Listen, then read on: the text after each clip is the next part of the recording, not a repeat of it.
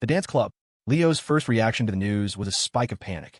His immediate instinct was to call Isabelle and tell her to get out of there now. That was Ruby Yu's domain. If that predator-in-chief laid eyes on his neighbor, it would be game over. But then he remembered that Ruby had still been at Starfall Studios when he left. For now, the dance club was safe. Leo let out a breath he didn't realize he was holding and dialed Isabelle's number. Her voice came through the phone, a soft, cool melody. Leo. Yeah, where's the dance club? I'll come find you. It's on the floor below the gaming club. With her location confirmed, Leo started walking. Even in late September, the afternoon sun was still strong enough to make the air feel muggy. On second thought, he made a quick detour to Chattertea and bought 4 ice bobas. 2 for him and Isabelle, and 2 for Haley and Zoe. When he reached the right floor, he was stunned by the sheer size of the club space. It had 3 separate, massive studios. He quickly found the one Isabelle was in. It was filled with guys and girls practicing various moves. Isabelle, however, was standing off to the side, a cool expression on her face as she watched Haley in front of her. It was then that Leo had a revelation. The clubs with the most beautiful girls weren't the anime club or the cosplay club. It was Ruby Yu's dance club. His eyes scanned the room, automatically filtering out the guys. Every single girl was attractive, and several of them were easily the prettiest girl you'd find in any given class. Holy hell, he muttered. This isn't a dance club. It's Ruby Yu's personal harem. He finally understood why Ruby, despite being swamped with work at Starfall Studios and having her own classes to attend, refused to give up her position as club president. Who in their right mind would give this up? Leo walked over to Isabelle and handed her a boba. Here, got this for you. Isabelle looked up, her cool eyes lighting up when she saw it was him.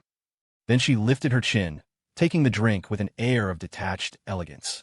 Thank you, boyfriend, she said, her voice crisp and cool. Where are Haley and Zoe? I brought them drinks. Over there, Isabelle pointed, but Leo only saw Haley. Zoe was nowhere in sight. Just then, Haley, who was taking a short break, caught sight of him. She said something to the upperclassman who was coaching her and walked over. Leo handed her the boba. Haley's face lit up. Oh wow, you got one for me too? Yeah, and this one's for Zoe. Is she not in the studio? Leo glanced around again. He was sure Zoe wasn't here. With her impressive assets, she would have been impossible to miss. Sure enough, Haley took a sip of her boba and explained, she was with us at first, but a few minutes ago, an upperclassman came by and took everyone with prior dance experience to the studio next door. I heard the people she picks get to train with the club president. She's amazing, a multi-state champion. Leo's eyes widened. He hadn't realized Ruby was that accomplished. It seemed she was good at everything. She'd gotten into the prestigious UFC, she was a genius at video production, and now he was learning she was a champion dancer. Did this woman even have a flaw? If she really wanted to turn a girl, it would probably be ridiculously easy. The thought solidified his resolve. He couldn't let Isabelle come here again. If their luck ran out and Ruby saw her, it would be a disaster. Haley took another long sip of her boba, then handed the cup to Isabelle to hold. Wait for me, you two. I'll be done after one more run-through. Then the 3 of us can go find Zoe. She went back to her spot and resumed practicing. Leo sipped his own boba and lowered his voice. Try not to come to the dance club anymore. It's dangerous here. The dance club isn't dangerous for me. It's dangerous for you, little Leo. So many girls here. I can't let you come back. Hearing her thoughts, Leo had to suppress a wry smile. She really didn't grasp the severity of the situation. He put on a serious expression. The club president is Ruby. Remember I told you she likes girls? She's had her eye on you. Stay away. Oh, but I don't like girls. It's not about being a thief. It's about being targeted. Just don't let her see you. Be good. Isabelle's eyes narrowed playfully. You pick Naruto next time we play, and I'll agree. Impossible. I'm not the kind of man who sells out his principles so easily. Then I'm coming back. I'm sorry. It turns out I'm exactly that kind of man. Leo surrendered. A satisfied smile spread across Isabelle's face as she lifted her chin in victory. He could only shake his head with a rueful smile. When it came to his neighbor, his principles were apparently made of paper. 10 minutes later, Haley finished up. She wiped the sweat from her forehead with a tissue and led them toward the studio next door. Our president is gorgeous, she chattered as they walked. Even I have a girl crush on her. I wonder which guy is going to get lucky with her. Hey, yeah. Maybe not a guy, Leo muttered cryptically, but Haley, oblivious to Ruby's true orientation, just looked confused. If not an upperclassman, then maybe a younger guy. But President, you didn't seem like the type who was into younger guys. Strange. When the three of them arrived at the next studio, the first person they saw was the unmissable Zoe. This room had far fewer guys than the last one. It was almost entirely girls. Just as Haley had said, everyone here either had dance experience or was a fast learner. Here, give me the boba. I'll take it to Zoe, Haley said. Sure. Leo handed her the drink. Just then, a surprised voice came from behind him. Hey, Leo, what are you doing here? Rex Gao was staring at him, utterly shocked to see him in the dance club. Leo turned, equally surprised to see his impeccably styled roommate. Zoe and Haley are in the club. I can't find my neighbor. He paused, then asked with a smirk. Rex, I thought this studio was for the good dancers. How'd you get in here with your video game tutorial dance moves? Rex's face fell. He lunged forward and clamped a hand over Leo's mouth. Dude, shut up, he hissed. I snuck in. Nobody knows I suck yet. I heard President Yu is coming today, so I wanted to stick around. The mention of Ruby's impending arrival made Leo's expression change, too. She was probably done at the studio by now, maybe even on her way here. He didn't have time to chat with Rex. He grabbed Isabelle's hand. We should go. But he'd barely taken 2 steps before a familiar, fragrant scent wafted past his nose. It was followed by Ruby Yu's sultry, enchanting voice. Well, Leo, my little freshman. Fancy seeing you in my club. And you too, little sister?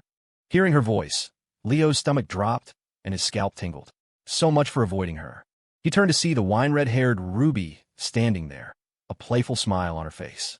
Her eyes were narrowed, appreciatively sizing up Isabelle. At least, that's what it looked like on the surface. But Leo knew better. That wasn't appreciation. She was undressing Isabelle with her eyes. The other girls in the room snapped to attention, greeting her respectfully. Hey, President. Hey, Ruby. Leo swallowed hard and forced a tight smile. Ruby, what a coincidence. Anyway, my girlfriend and I have somewhere to be, so we'll get going.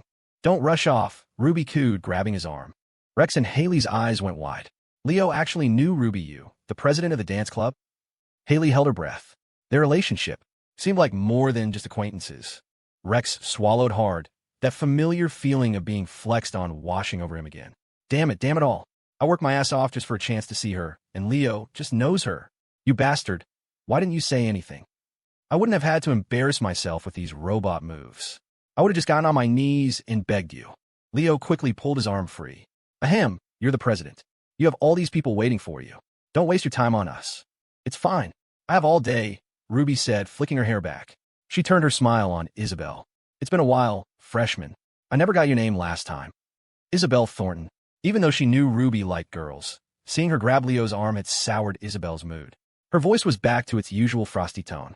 Ooh, what a beautiful name, Ruby purred. Do you like to dance, Isabelle? I'm the president, you know. If you join, I can give you private lessons. One-on-one. Leo's blood ran cold. One-on-one with Ruby? Absolutely not. He jumped in, answering for her. No thanks, Ruby. My girlfriend doesn't like dancing. She's just here with her roommates today. Roommates? Ruby's eyes finally registered the other 2 girls standing with Isabelle. She gave them a closer look. Wow, they're cute too. Her smile widened as she turned to Haley and Zoe. Oh, you're Isabelle's roommates? Well, if she isn't interested, I could give you 2 one-on-one lessons instead. Her gaze slowly drifted down to Zoe's chest, her eyes gleaming. Zoe and Haley, completely unaware of the subtext, were thrilled. Really, President? That would be amazing. Thank you. No trouble at all. In fact, Ruby said, practically purring, the pleasure is all mine. Well, she thought, if I can't have Leo's girlfriend, her 2 roommates aren't a bad consolation prize. A shiver went down Leo's spine. He grabbed Isabelle's hand, ready to make a clean escape. But just as they stepped out of the studio, Rex caught up to them. Leo, you... Wait, no. Godfather, hold on. Leo froze, giving Rex a wary look. Don't call me that, Rex. My neighbor might not want you as a godson. Don't try to pull a fast one on her. Screw you. That's not what I meant. Rex grumbled, then put on a pleading expression. Godfather, I had no idea you were so tight with the president. Come on, man. As my brother, you gotta help a guy out. Get her to give me a one-on-one lesson. From this day forward, I, Rex Gao, will be your most loyal servant. Rex, take my advice. Give it up. You and Ruby have absolutely no chance. How can you be so sure? Just let me try. I've never begged you for anything before. You're the first. Seeing Rex's earnest face, Leo felt conflicted. But things had gone too far. He had to tell him the truth. It's not that I won't help you. It's just, Ruby likes girls. You 2 really have no shot. It's not that I won't help you. It's just, Ruby likes girls. You 2 really have no shot. That's bullshit. Leo, you're being cheap. If you don't want to help, just say so. You don't have to make up such a lame excuse. Rex shot back immediately. He didn't believe a word of it. Ruby like girls? What a joke. Leo sighed. Why would I lie to you about something like this? If you just want to learn dance moves from her, I can tell her you're my roommate, and she'd probably give you a lesson. But if you're trying to date her, I'm telling you, don't waste your time. It's impossible. Whatever, man. Forget it. I'll do it my way, Rex said, waving a dismissive hand. Just as he was about to turn back to the studio, a pretty girl who had been standing by the doorway and had overheard their entire conversation spoke up. Seeing Rex's disbelief, she chuckled softly and stepped in front of him. Your friend isn't lying to you. You got it all wrong. Ruby really does like girls. No matter how hard you try, it'll never work. Rex stared at her, still unconvinced. How would you know? I'm not going to believe it without proof. Because I'm her ex-girlfriend. The girl's declaration made not only Rex's eyes bulge, but Leo and Isabelle's mouths fell open in shock. Damn, the ex-girlfriend just appeared out of nowhere. Fearing Rex still wouldn't believe her, the girl pulled out her phone, found a photo, and showed it to them. On the screen was a picture of her and Ruby, their cheeks pressed together, each with half a heart drawn on their face in lipstick. Their fingers were intertwined.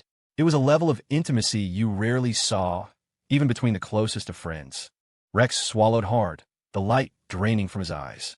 Leo cast a pitying glance at his roommate, then quietly took Isabelle's hand and led her away. And so, another soldier of love falls on the battlefield. Leo, I thought we were going to the gaming club. Why are we leaving the building? Isabelle asked, her nose wrinkling in slight annoyance. She felt like he was breaking his promise. He'd said they would go play, and that he'd pick Naruto. Leo just smiled. We can go to the gaming club any day of the week. It's the weekend. We don't have to stay cooped up in there. Crestview is a big city. There's more to it than just that one place. He squeezed her hand. Besides, playing games together all the time was one thing when we were pretending to be just neighbors and gaming buddies. We were doing couple things under the cover of friendship.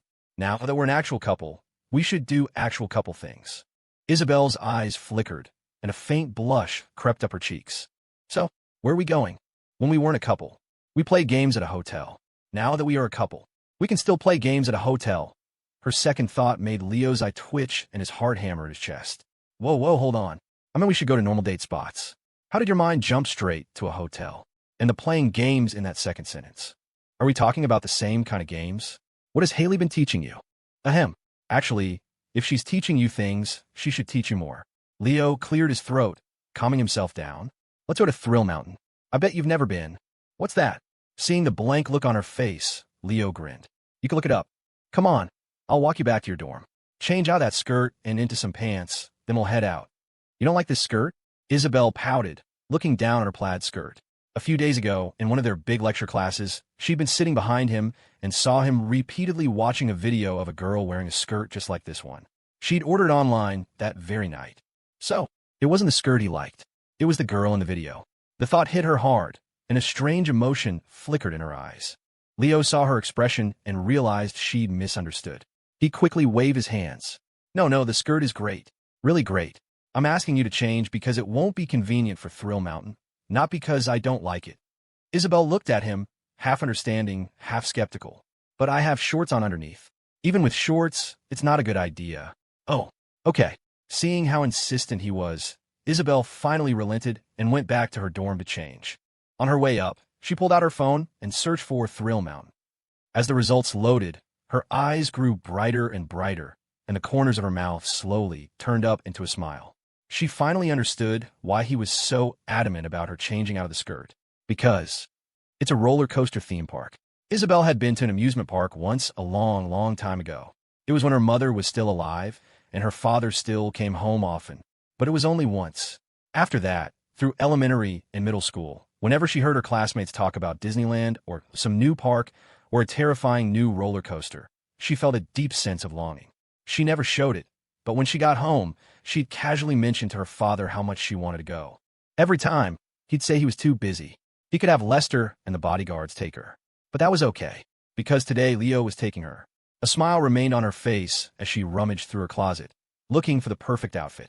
But as she searched, she felt like nothing she owned was special enough for today. Leo waited downstairs for over 10 minutes before Isabelle finally emerged. She'd changed not just her skirt, but her entire outfit. Now she wore a simple white t-shirt and blue jeans that fit her perfectly, accentuating her curves in a way that made it impossible for Leo to look away. Leo, let's go. Yeah. Leo forced his eyes forward and nodded, taking her hand as they walked toward the campus gate. It was Saturday, so the campus paths were dotted with couples. But a couple as strikingly good-looking as Leo and Isabelle was a rare sight, and they drew more than a few stares. People were simply blown away by their combined charisma. I texted Lester to wait for us at the gate, Isabelle said. He'll drive us to Thrill Mountain. Sound good. I was just going to call an Uber. Leo didn't object.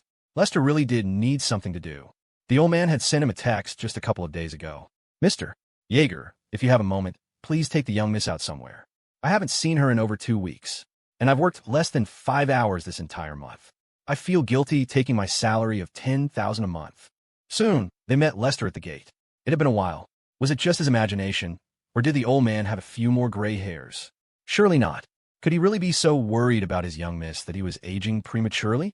Lester's face broke into its familiar, benevolent smile. Mr. Yeager, it's been too long. Ahem, I'll try to bring her out more often. You're a good person, Mr. Yeager, Lester said with a chuckle. Leo's mouth twitched. Lester truly was Isabelle's dedicated driver. He'd even picked up her highest form of praise. Isabelle was practically vibrating with excitement. She lifted her chin, her voice cool but eager. Leo, get in. They hopped into the Maybach, and after Lester plugged Thrill Mountain into the GPS, they were off. At the entrance to the park, Chloe checked her watch, a frown creasing her brow. The guy she was meeting was already 5 minutes late. She hated it when people were late.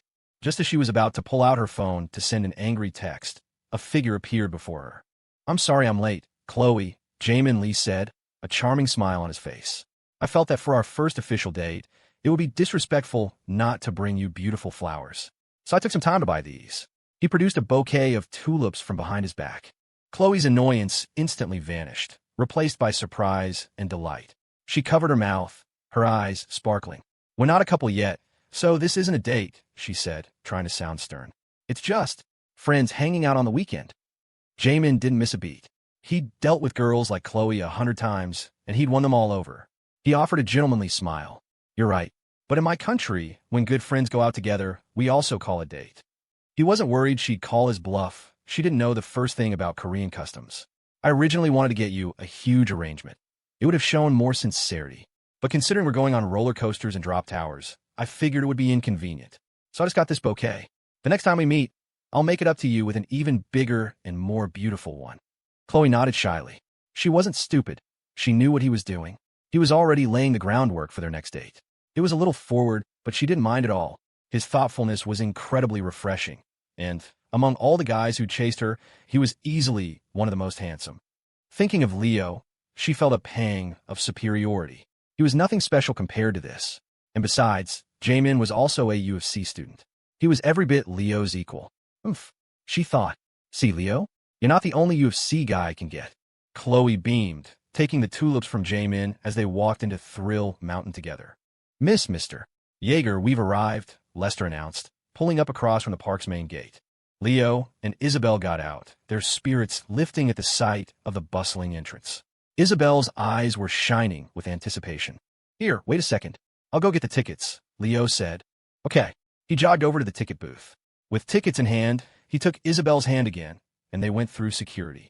Just inside the gate, pushcarts were selling all sorts of headbands, bunny ears, cat ears, lace maid-style headpieces, and more. Isabelle's eyes lit up, and she stopped in her tracks. She tugged on his sleeve, her eyes crinkling into a happy slit. Leo, I want one. Leo didn't hesitate. He led her over to a cart. These things probably cost 10 or 20 bucks outside the park, but here, the price was tripled. He didn't care. It was for his neighbor. Go ahead, pick whichever one you like. But Isabelle, looking at all the cute options, just shook her head. Huh, didn't you just say you wanted one? I do. Then pick one. Leo was completely baffled. Isabelle tore her gaze away from the headbands and looked directly at him, her eyes curving into a smile. You pick. Which one do you want me to wear? Her words sent a wave of warmth through Leo. His heart fluttered as he carefully studied the headbands. These bunny ears are cute, he said, holding a pair up to her head. It kind of clashes with your cool vibe, but the contrast is adorable. Isabelle didn't speak, just watched him quietly as he continued to browse. Leo picked up a lacy maid-style headband. This one's nice too, but it feels a little weird to wear out in public. She tilted her head, her smile widening. After a moment of thought, Leo handed her the bunny ears. Let's go with these. Isabelle nodded, taking the headband and placing on her head. The playful ears made her elegant. Porcelain face look even more charming. Leo was about to pay when Isabelle, now wearing the bunny ears, plucked a cat ear headband from the display. She rose on her tiptoes and placed it on his head. Seeing how endearingly dorky he looked, she giggled. So cute. Her happy expression made Leo's heart melt. He decided to leave it on and bought both. As they were about to leave, the vendor called out to them. Wait. HM. Leo turned, confused. The middle-aged man grinned and pulled a Polaroid camera from his bag. Hey, if you don't mind, let me take a picture of you two. You're honestly the best-looking couple I've ever seen, and I've been selling here for years. Kid, your girlfriend looks like a movie star. I was trying to figure out if she was some new actress I didn't recognize. Not exactly, Leo said, rubbing his nose as he glanced at Isabelle. It was true, though. She was almost unrealistically beautiful. He still remembered how stunned he'd been when she first transferred to Northwood High. He never imagined that one day she'd be his girlfriend. He turned to her. Want to? Isabelle nodded, a spark of eagerness in her eyes. She remembered how she'd schemed just to get a photo with him on the day of their graduation pictures.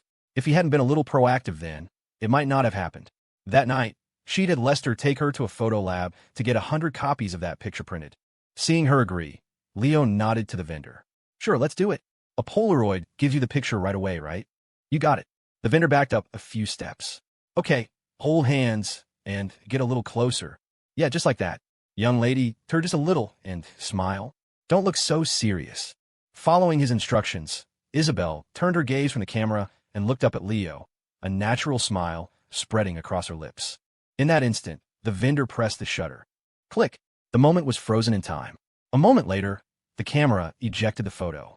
The vendor shook it a few times and marveled at the result. Beautiful, just beautiful. I'm not even using professional equipment, and it still came out this good. He walked over and handed them the picture. In it, Leo wore the cat ears, looking straight at the camera, while Isabelle wore the bunny ears, gazing up at him with pure adoration, her smile as bright as a spring flower. Their joined hands spoke of a sweet, unspoken promise.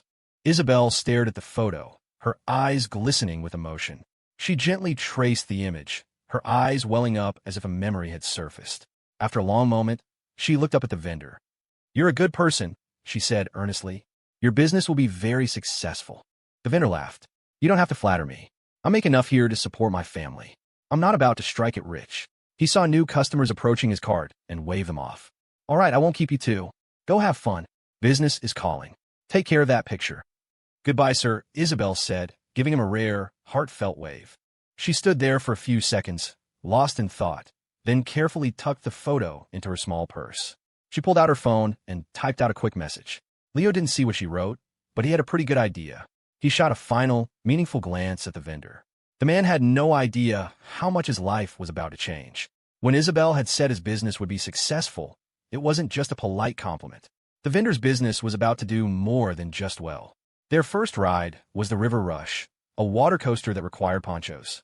Leo, I want to ride this one. Are you sure? We'll probably get soaked. Isabelle pursed her lips and pointed toward the end of the line. They're selling ponchos up there. All right, then. This one it is. It was Saturday, so the line was long, but it wasn't holiday-level crowded, where you'd wait an hour for a minor ride and 2 for a major one. As they waited, Isabelle's phone rang. She glanced at it and told Leo it's Haley. Answer it. Okay. Standing close to her, Leo could faintly hear Haley's voice through the phone. Isabelle, where are you and Leo? You even went back to the dorm to change. Thrill Mountain. What? Haley's shriek was ear-splitting. You two went to an amusement park without me. Why didn't you take me? A couple going to an amusement park is prime shipping material. I need my fix. Haley finally, reluctantly, let them go, but only after Leo and Isabelle promised to show her their pictures and tell her everything that happened when they got back. After the call, Leo shook his head with a wry smile. Guys and girls really were different. If Rex knew he was at an amusement park with Isabelle, he'd be cursing Leo out for flexing on him again. Haley, on the other hand, just wanted a front-row seat to their relationship, claiming a balanced diet of shipping was essential for her health. Before long, it was their turn for the River Rush. They bought 2 ponchos, stowed their phones and bags in a nearby locker, and climbed aboard. Leo looked at the massive structure ahead and felt a knot of anxiety tighten in his stomach. To be honest, he'd always been a little afraid of heights. This was his first time on a real roller coaster, and he had no idea what to expect. He glanced at Isabelle and saw she wasn't scared at all. In fact, she looked thrilled. He swallowed hard. Have you ridden one of these before? Isabelle shook her head. No. Then how are you not scared? That drop is huge. I know. It looks exciting. Going down the biggest drop while holding hands with little Leo. This is going to be amazing. Leo heard her thought and swallowed again. Of course, anything thrilling Isabelle found fascinating. The coaster lurched forward, and Leo's heart lurched with it.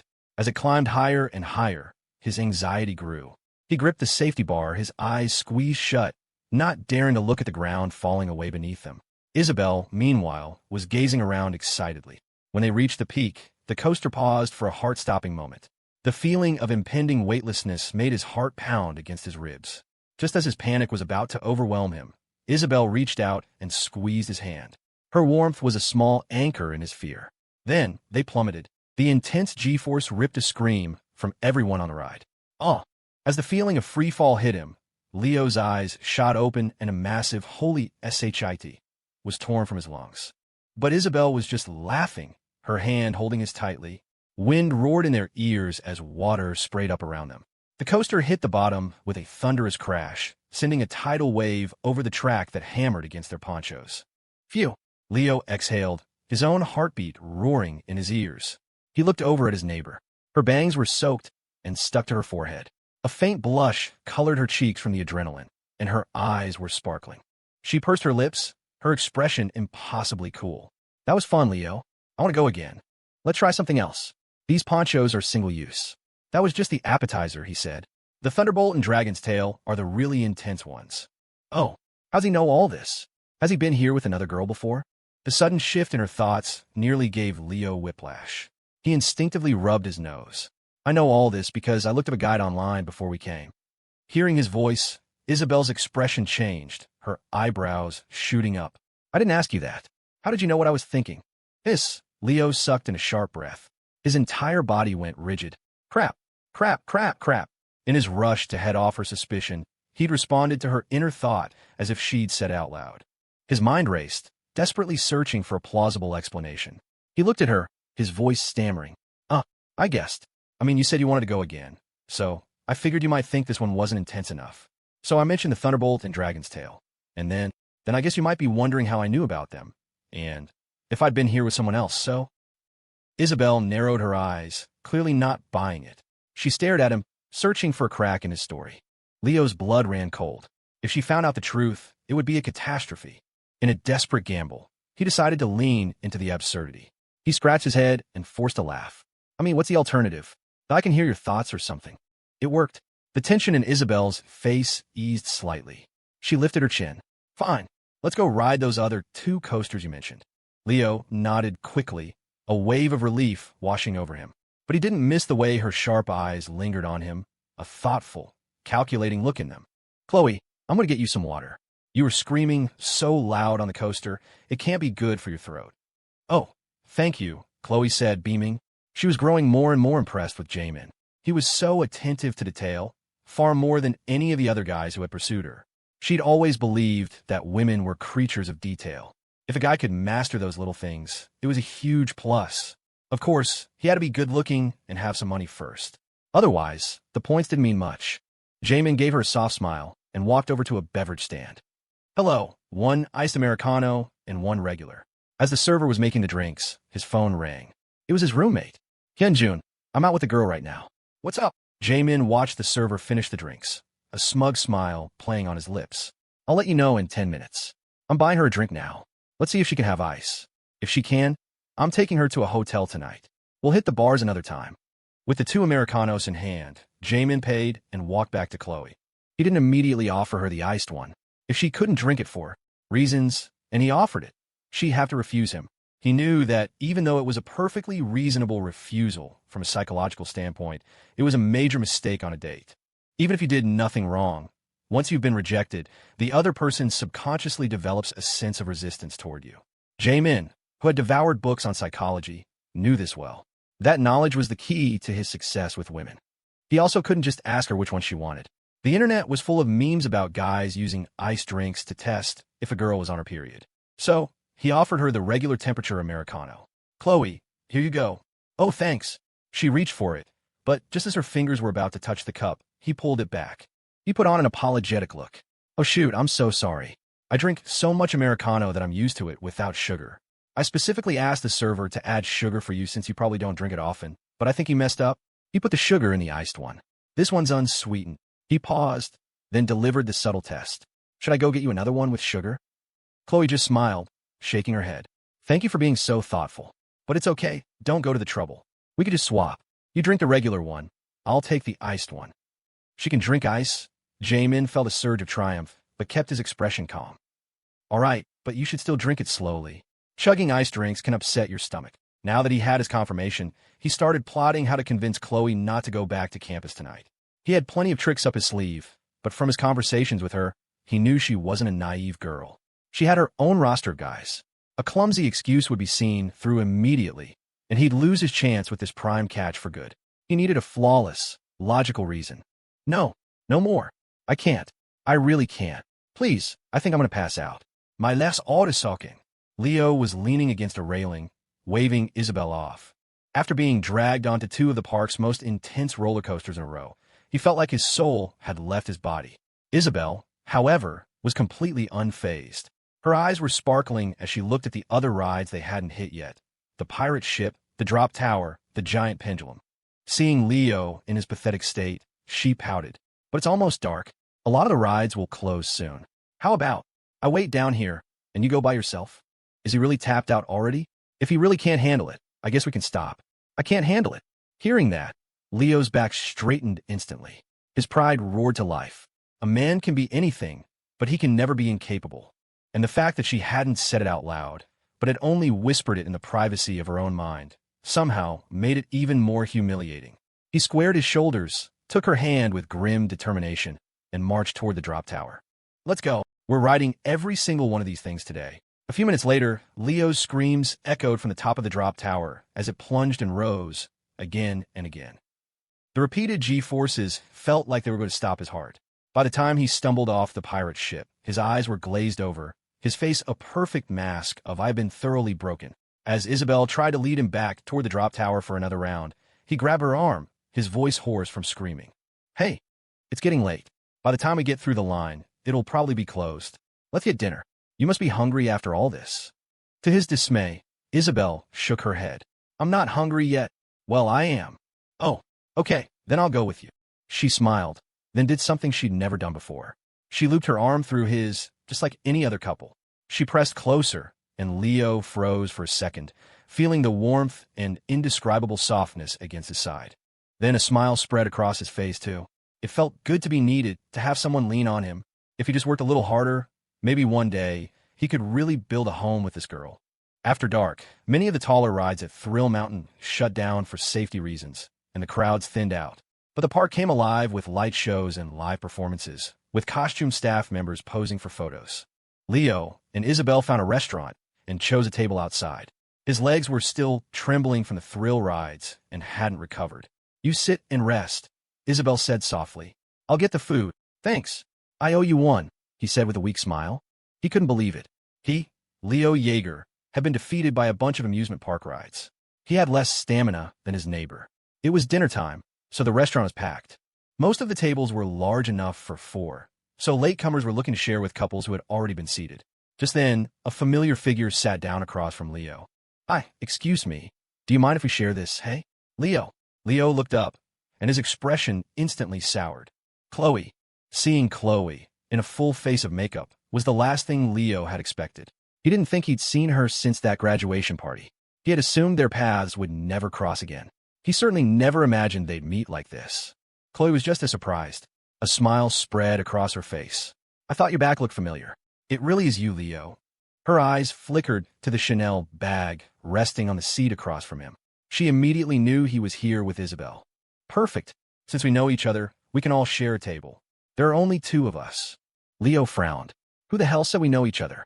He wanted to tell her to get lost, but a quick scan of the restaurant confirmed it was completely full. Knowing Chloe's personality, if he tried to kick her out, she'd just dig in her heels and refuse to leave. calling over the staff would just create a scene. He stood up, planning to find Isabelle and suggest they eat somewhere else. But just as he got to his feet, she returned with a tray of food. The moment she saw Chloe, Isabelle's eyebrows twitched in a flicker of annoyance that was gone as quickly as it appeared. She placed the tray on the table, picked up her bag from the opposite seat, and sat down beside Leo. She looked at him silently, and in the next second, her thoughts flooded his mind. What is this horrible woman doing here? Leo quickly explained the situation. I just ran into her. She said there are no other tables and wanted to share. I was about to come get you so we could find another place, but you already got the food. Isabelle gave a slight nod, her expression unreadable. Then we'll share, she said, her tone indifferent. She didn't spare Chloe a single glance. Her haughty attitude grated on Chloe. What's with the act? She was like this in high school, and she's still like this in college. Who is she trying to impress with that Ice Queen routine? It's so annoying. Chloe crossed her arms, her voice dripping with sarcasm. Well, if it isn't our campus queen, Isabelle. You've gotten so humble since you started dating. A rich little princess like you. Fetching food for your boyfriend? I must say, Leo, you've really tamed her. She smirked triumphantly. Not like my boyfriend. He always insists I wait while he gets everything. She and Jamin weren't officially together yet, but to get a rise out of Isabelle, Chloe didn't care. Before Leo or Isabelle could respond, Jamin returned with their food. The moment he saw who was sitting across from them, he froze. Aish, why is it them? Jamin's stomach dropped. This was beyond awkward. Chloe, noticing his return, lifted her chin at Leo and Isabelle. She pulled Jamin over. This is my boyfriend, Jamin Lee. He's from Korea. Oh, and he also goes to UFC. He's a total gentleman. Way more considerate than Leo. Leo and Isabelle exchanged a look. They both recognized him, but they wordlessly agreed not to mention the time he'd tried to bring Isabelle breakfast, only for Leo to intercept and eat it himself. Leo chuckled humorlessly. Oh, it's Mr. Soul. Nice to meet you. Jamin, relieved they hadn't exposed him, forced a weak smile and a nice to meet you too, before sitting down. The joy of being called Chloe's boyfriend had completely evaporated. After that, Leo and Isabelle ignored them and started eating. Jamin, terrified Chloe would find out he'd pursued Isabelle, kept his head down and shoveled food into his mouth, hoping to finish quickly and leave. But Chloe wasn't done. This was her golden opportunity to put Isabelle in her place, and she wasn't going to waste it. So, Campus Queen, I guess what I said was true, wasn't it? Otherwise, why aren't you denying it? If our old classmates from Northwood knew that their goddess was so subservient to a guy, their precious image of you would be shattered. Isabelle remained stone-faced, refusing to engage. Leo knew his neighbor couldn't be bothered with clowns like Chloe, but as her boyfriend, he couldn't let it slide. Besides, he'd always been the type to hold a grudge. Otherwise, he wouldn't have dug up a decade-old grievance to ruin his aunt's family. His gaze turned icy as he looked at Chloe. Can't you shut that filthy mouth of yours, even when you're eating? Leo, who are you calling filthy? Chloe's face flushed with anger. She hadn't expected him to be so crude. Leo just sneered. If you kept your mouth shut, nobody would know. You. Chloe trembled with rage, pointing a finger at his nose. Jamin, who wanted to avoid a direct confrontation, knew he had to step in. If he didn't defend Chloe now, his chances of getting lucky tonight were zero. He slammed his fork down. Aish, how dare you talk to Chloe like that? Leo's eyes narrowed. He couldn't be bothered with his K-drama wannabe or Chloe's S-tier drama. He remembered an old saying, the fastest way to defeat an enemy army is from within. He recalled that afternoon, when he was filming a video with Isabelle, he'd accidentally caught Jamin on camera making a phone call while buying coffee. Leo pulled out his phone, found the video, and placed it on the table. Jamin's conversation with his roommate began to play out for everyone to hear. Hello, 1 iced Americano and 1 regular. Hyunjun, I'm out with a girl right now. I'm buying her a drink now.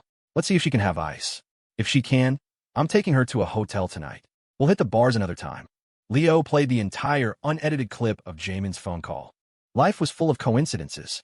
He'd been about to delete the video because Jamin's voice was so clear in it, but Isabelle had rushed him off to the next ride. Who would have thought the throwaway clip would come in so handy? As the video played, the color drained from Jamin's face. Aish, turn it off, he hissed, lunging for the phone. But at 5'9", he was a good 4 inches shorter than Leo.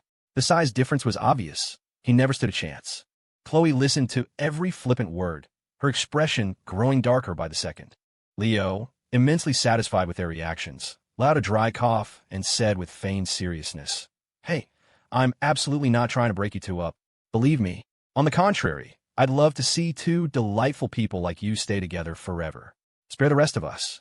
I'm just showing you this because I believe that as such a loving couple, you should know everything about each other. I'm just helping you out." His words were like a series of invisible slaps across Chloe's face. The once arrogant girl was now visibly trembling. She couldn't believe the gentlemanly Jamin was actually such a disgusting, calculating creep. Ignoring Leo, she turned on Jamin, her eyes blazing. "Jamin Lee, you bastard. Was it all an act?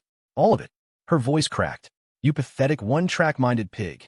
That whole act about the sugar was just a test to see if I could drink ice, wasn't it? I can't believe you Koreans are so disgusting. I'm going to blast you all over the school subreddit and every campus social media page." The tirade snapped Jamin out of his stupor. He'd been in similar situations before, but usually the girl just walked away. Chloe was clearly not going to let it go. If she exposed him on campus social media, his reputation would be ruined. The Crestview University scene was small. Word would spread. He wouldn't just be a pariah at U of C. He'd be toxic to every college girl in the city. He tried to salvage the situation. Chloe, listen to me, they took that video out of context. The full version isn't like that. You have to believe me, But before he could finish, Chloe's expression shifted again. Her eyes widened. "How do you know her name? I don't remember saying her name in front of you." "Huh, didn't you? I've heard of her around campus." Jamin stammered, his heart skipping a beat. A cold sweat broke out on his forehead as a terrible premonition washed over him. He was right to be worried. Leo wasn't about to let him squirm his way out of this. Leo smirked, taking Isabelle's hand. "Oh, right, I forgot to mention," he said to Chloe. "Mr. Soul here tried to hit on my girlfriend a while back. Even brought her breakfast. I ate it, though. He hit on Isabelle." Isabelle gave a slight nod, her voice as crisp and cold as ice. "Yes, it must have been before he started seeing you. I found him very annoying. He has no sense of boundaries." Chloe looked as if she'd been struck by lightning. Her mouth hung open, her mind reeling. Isabelle's words were a death blow. What she was really saying was, "He came after me first, but my boyfriend shut him down. You were his sloppy seconds, his consolation prize. You're using something I already rejected." And worse, when Chloe had proudly introduced Jamin as her boyfriend, Leo and Isabelle had recognized him instantly. They had just sat back and watched her make a complete fool of herself. She wasn't a rival. She was just dinner and a show for them. The realization hit her like a physical blow. She felt dizzy, like she was in a faint. It was the graduation party all over again, with her ending the night as a clown. That had been Joker, the premiere. Tonight was the sequel, Joker 2, the encore. H. She shrieked, her voice raw with fury and humiliation. "Jamin Lee, you creep." She swung her hand, and the sharp smack of her palm against his cheek echoed through the restaurant. Diners turned to stare. "Aish!" Jamin cursed, stunned. Chloe didn't back down, and the two erupted into a screaming match. Leo grinned, quietly pulling Isabelle's hand to lead her away from the chaos. But after a few steps, she stopped. He looked at her, confused. "Why'd you stop?" Isabelle's eyes narrowed, a look of keen interest on her face as she watched the train wreck unfold. "Let's watch a little longer," she said. "I like watching a mean girl and a creep go at it." Eventually, park security had to intervene to pull Chloe and Jamin apart before they came to blows. Satisfied, Leo finally led a reluctant Isabelle away. "Heh, I didn't know you had such a wicked side hidden under that cool exterior," Leo teased. "You really want to see them fight, didn't you?" "I have no idea what you're talking about," she said, lifting her chin, her expression one of pure, unassailable arrogance. The fight had ruined their dinner, so they found a fast food place and ate there instead. Afterwards, they walked hand in hand through the park. At night, it was a fantasy world of glittering, dreamlike lights. The romantic atmosphere was thick in the air.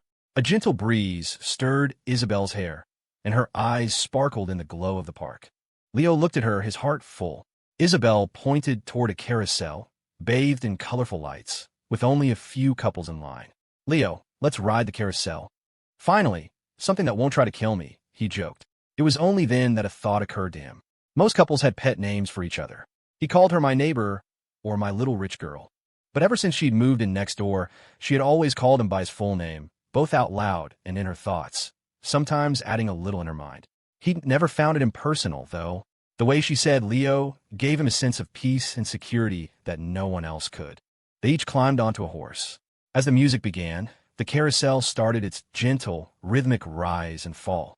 Isabelle was smiling, truly smiling, a look of pure, unadulterated joy on her face.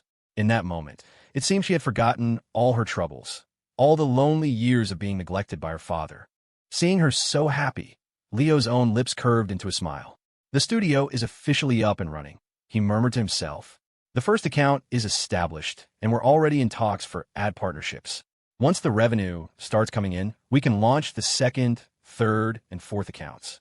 If we can maintain this momentum and get a video with 1 million likes, we'll make a quantum leap. He looked at her, her face illuminated by the carousel's lights. And I'll be one step closer to you. At 9 o'clock, they left Thrill Mountain. Lester was already waiting across the street in the Maybach. Mr. Yeager, it looks like you had a wonderful time, he said, his face wreathed in a smile. Isabelle's own smile was soft. Yes, Lester. Today was wonderful. I'm so glad to hear it, miss. Internally, Lester marveled. The young miss had smiled more in the past few months than she had in the past several years. Mr. Yeager was truly a miracle worker. But he'd also heard that Mr. Archer was coming back soon. He wondered what effect that would have on the two of them. He decided not to tell her. The later she found out, the better. They got into the car, and it pulled away from the curb. The city lights blurred past the window. This time, Isabelle didn't sit on the far side of the back seat.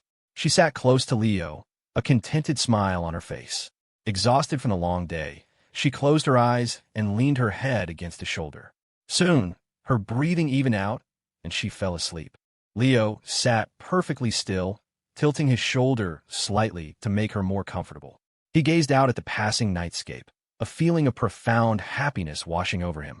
Just a few months ago, he would look at the lighted windows of the city and feel a crushing loneliness, knowing that not a single one of them was lit for him. Now, it seemed he would never feel that way again. It was nearly 11 by the time they got back to campus. They were both too exhausted to even think about their usual clandestine meetings to study lipstick flavors. Leo walked Isabelle to the entrance of her dorm. Just as he turned to leave, she ran back to him and threw her arms around him, pulling him into a tight hug. It was their first real embrace. Leo froze for a second, stunned, before the warmth of her soft body registered. His heart hammered against his ribs, threatening to beat its way out of his chest, especially where a certain indescribable softness was pressed against him. Leo, she whispered into his chest, I like being like this with you. All the time. Yeah. He managed, his voice thick. We can go on dates more often. Promise you're not lying. He chuckled. When have I ever lied to you? You lie every time you pretend you don't like it when I wear black stockings. That night, in dorm room 311, Haley sat on her bed, listening with rapt attention as Isabelle recounted every detail of their day at Thrill Mountain. She even showed Haley the Polaroid picture.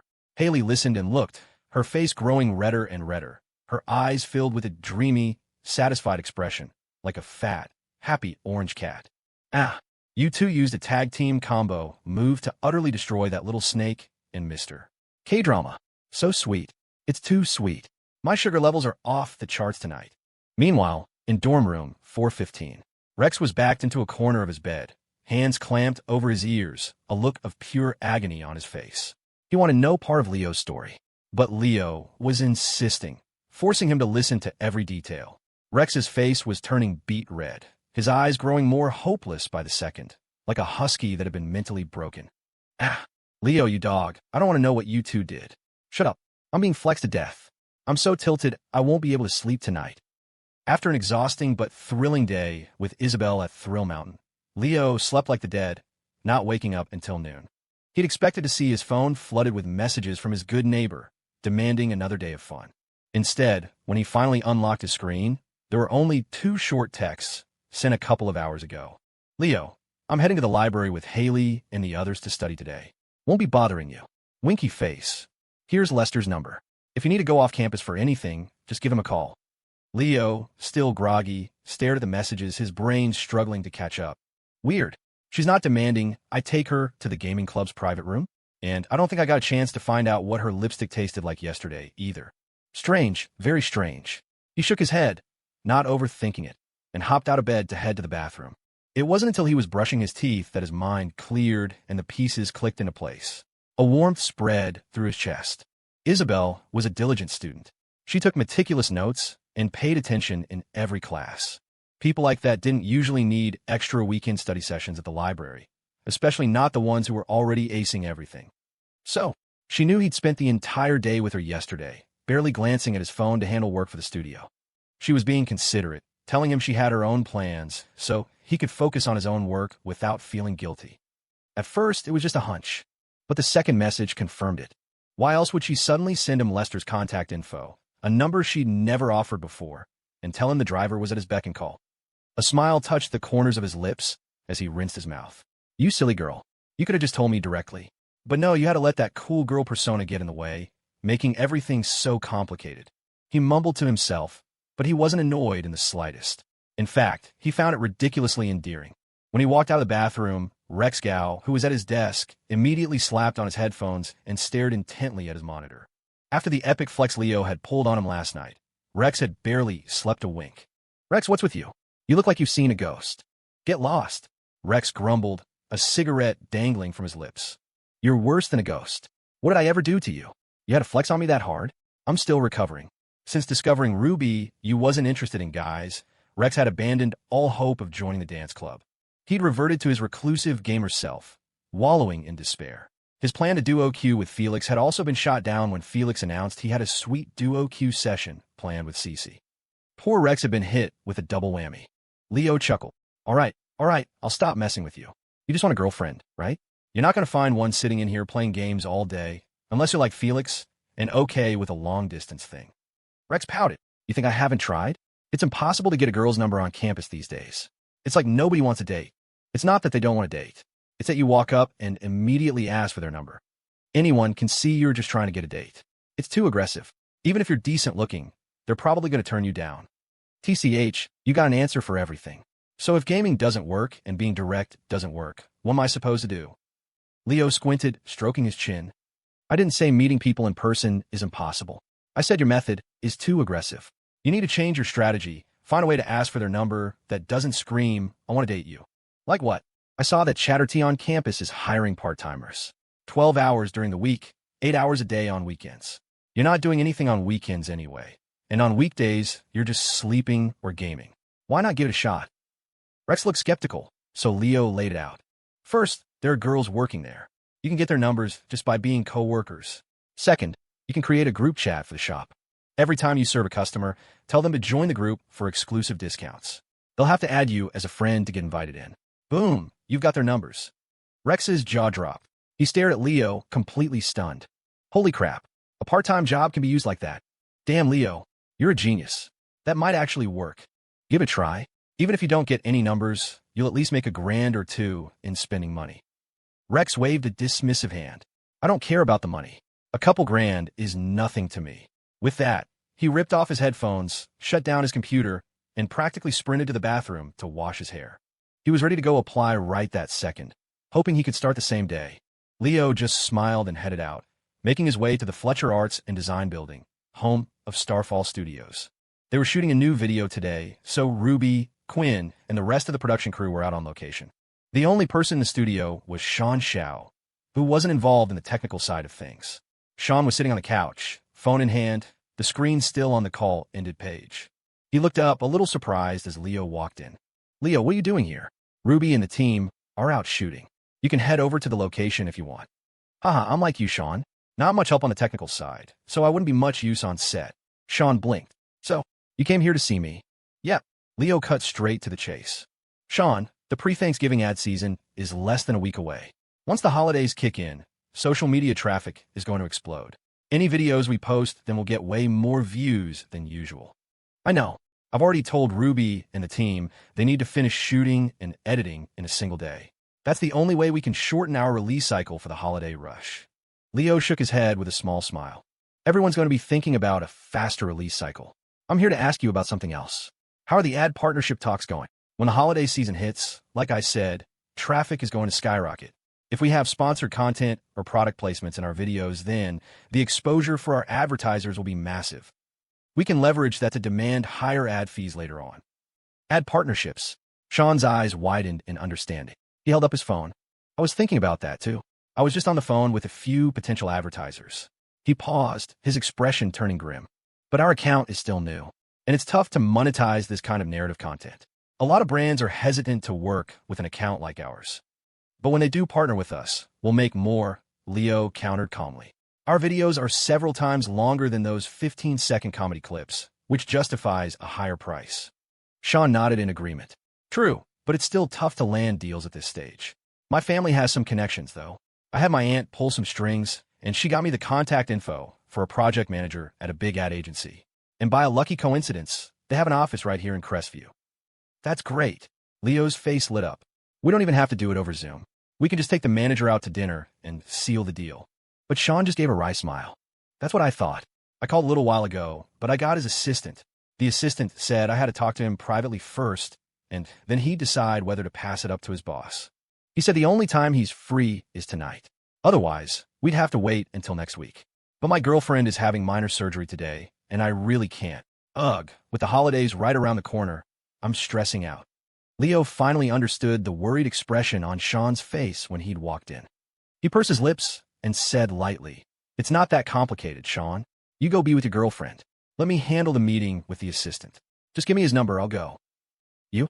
Sean hesitated. Leo, you're making it sound too simple. These corporate sharks love to take advantage of college kids like us who don't know any better. I'm not even confident I can handle it without getting screwed over. You're just a freshman. You have even less experience than me. I don't think you'd be able to hold your own. He sighed, a look of resignation on his face. Maybe we should just forget it. It's not like we absolutely have to catch this holiday wave. Our content is solid. We can always launch more accounts later. Missing out on this one opportunity isn't the end of the world. Sean expected Leo to agree, to give up on the high-stakes holiday rush. But Leo's gaze was firm as he shook his head. I get why you'd think that, Sean, but you're overlooking a crucial point. Yes, this account took off, but whether a TikTok account succeeds is all based on the algorithm. If the next account we launch doesn't take off, then all the money we spend on scripts becomes a sunk cost. Leo continued, his voice serious. Plus, if we start a new account, we can't use Ruby and Quinn again. The characters and content would be too similar, and it wouldn't perform as well. That means we'd have to hire new actors, more camera operators, more editors. And if that new account flops, we won't just lose the money on the scripts, we'll be in the red from paying all those new people. For us, launching an account that succeeds is great. But if one fails, we'll be under immense financial pressure.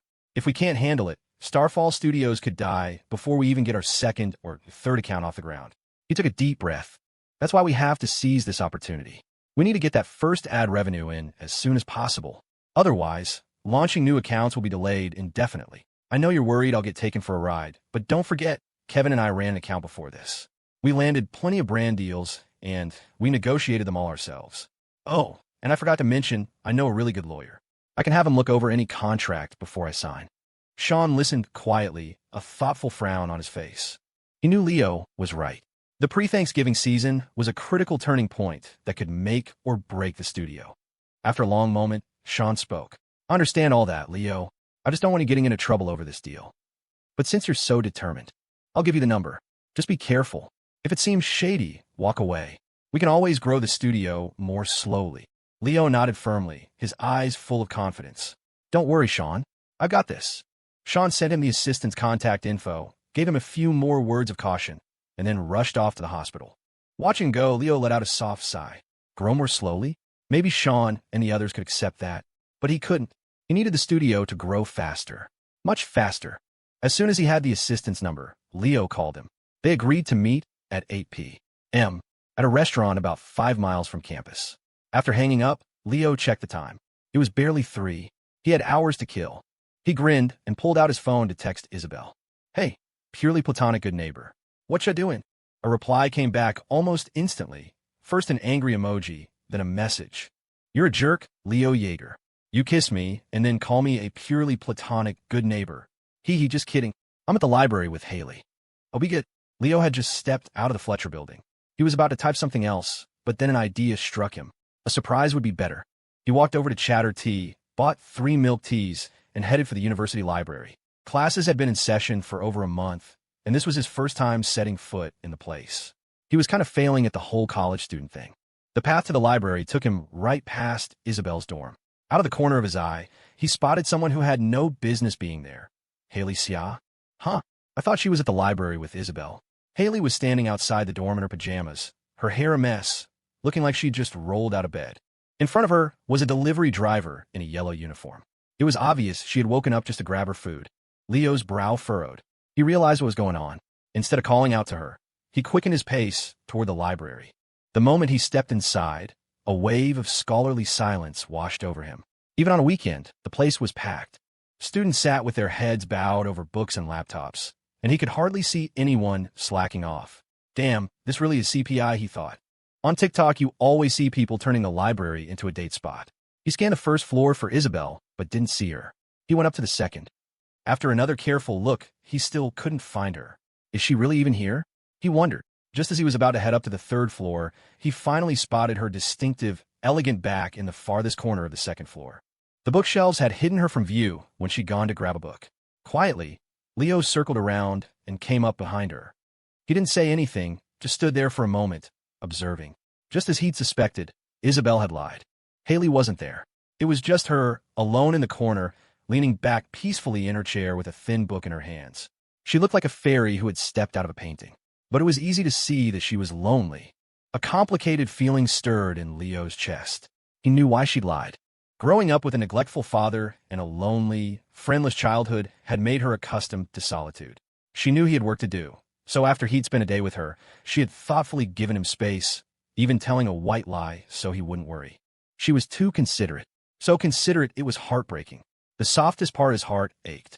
No one can truly feel another's pain, but when it came to loneliness, he understood completely. He pursed his lips and walked over, placing the milk teas on her table as he sat down beside her. Startled by his sudden appearance, Isabelle instinctively flinched away. When she saw it was him, she relaxed slightly, but a flicker of panic crossed her eyes before her cool composure returned. She set down her book. "What are you doing here?" Leo didn't answer. He just looked around pointedly and asked, "I thought you said you were here with Haley. Why are you all alone?" Isabelle's expression didn't change. "She was here when I texted you.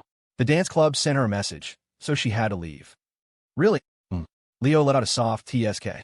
If he hadn't just seen Haley in her pajamas grabbing takeout, he might have actually believed her seamless lie.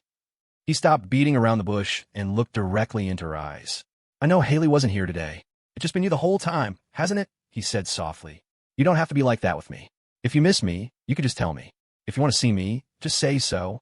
With me, you're always the top priority." Isabelle's mouth opened, but no words came out. She looked at him, flustered, her eyes shimmering. She hadn't expected him to see through her lie so easily, or to say something so tender. A moment later, her eyes began to redden. She bit her lip, trying to hide her emotions. "Leo, I just didn't want to bother you," she whispered. "You have your own things to do. I don't want to be a burden or take up all your time." Ignoring the other students around them, Leo wrapped an arm around her shoulders. "You silly girl," he murmured. "You have never been a burden, and you never will be. You were born to be brilliant. And in this relationship, you will always have special privileges. No more lying to be tough, okay? If you miss me, just tell me. But I miss you every second you're not here. I can't just keep saying I miss you. I miss you. I miss you all the time." The thought drifted from her mind into his. Before he could respond, Isabelle sniffled, her emotions settling. She gave a soft "mm," then added quietly, "But don't you have to go to the studio today?" "Already went. There wasn't much to do. I have a dinner meeting tonight to discuss an ad deal." Leo looked at her and smiled helplessly. "And you seem to have forgotten something important. The whole reason I'm working so hard on the studio is for you. You're Isabelle Thornton, heiress to a fortune. If I don't have my own success, how am I supposed to stand by your side?" Isabelle lifted her chin. "I can be your sugar mama." Leo didn't argue. He just grinned. "Then I have to work even harder. Otherwise, I'll end up having to marry into your family and live off you. As long as it's me you're marrying, I don't care about any of that." Hearing her inner thoughts, Leo's heart skipped a beat, but he kept his expression calm, not letting her see a thing. He spent the rest of the afternoon with her in the library, a sense of déjà vu washing over him. It reminded him of the time they'd studied together just before finals in high school. He remembered she pretended it was a coincidence. A sly smile spread across his face. Leaning his head on his hand, he gave her a meaningful look. "Hey, let me ask you something. Back in high school, when I was studying in the library and you suddenly sat across from me with that membership card, you were lying then, weren't you?" "That wasn't a library card.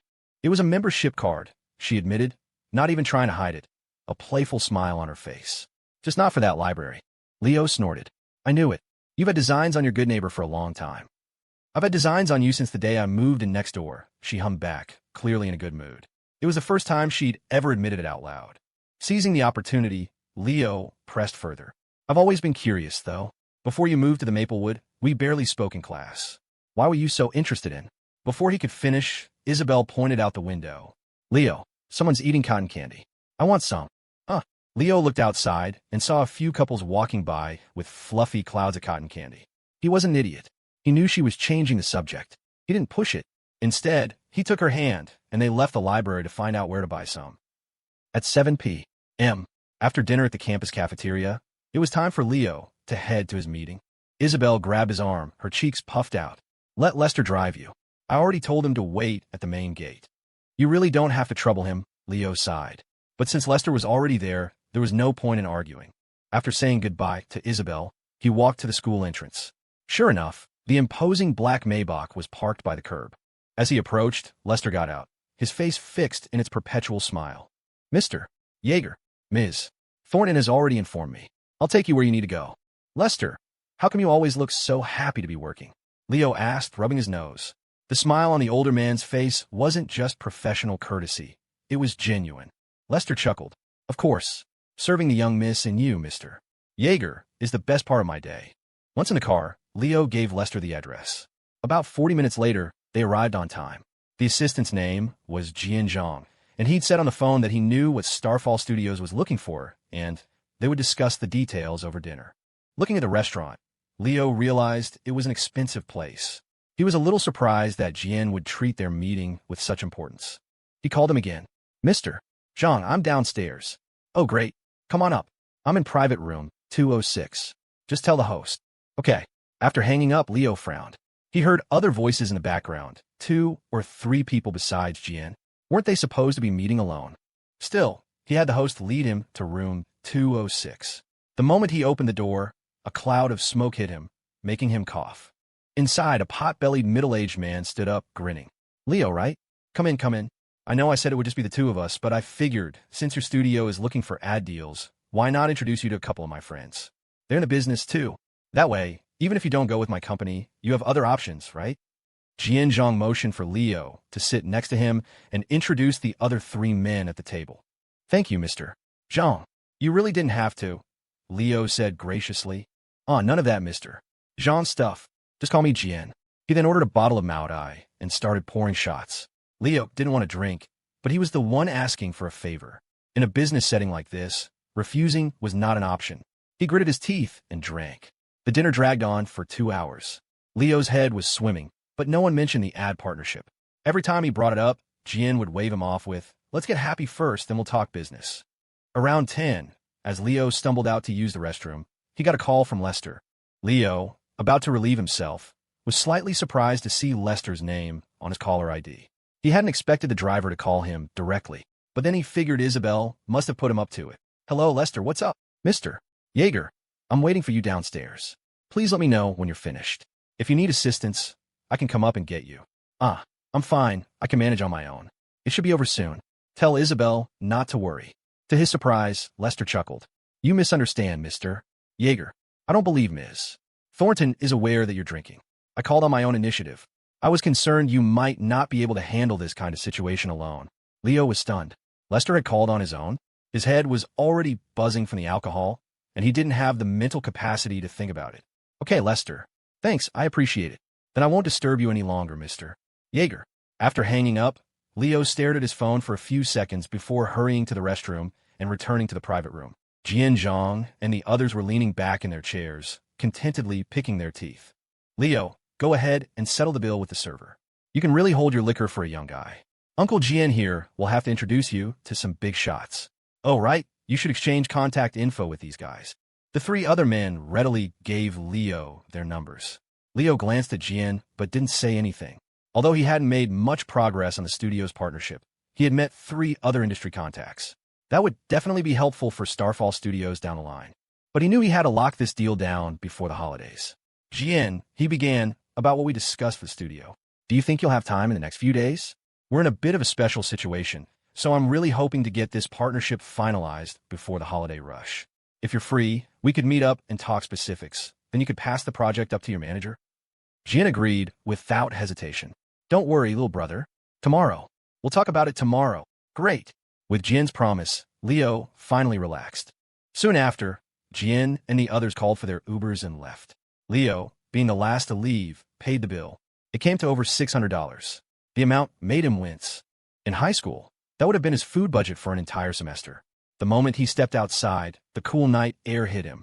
The alcohol, which hadn't felt so bad inside, suddenly went straight to his head. The world started spinning. Ugh! A wave of nausea washed over him, and he stumbled to a nearby tree, heaving. A moment later, he felt a gentle hand patting his back.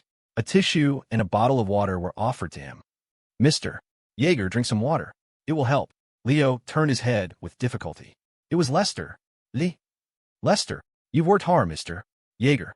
Most people your age are enjoying college life, yet you're out here dealing with these men for business. Haha, so you knew. Leo slurred. Lester nodded gently. The young miss mentions things from time to time. Leo wasn't surprised. He knew that, besides himself, Lester was the person Isabelle was closest to. He probably knew more about some things than Leo did, like why she had really moved to the Maplewood. Once Leo was done, Lester helped him into the car.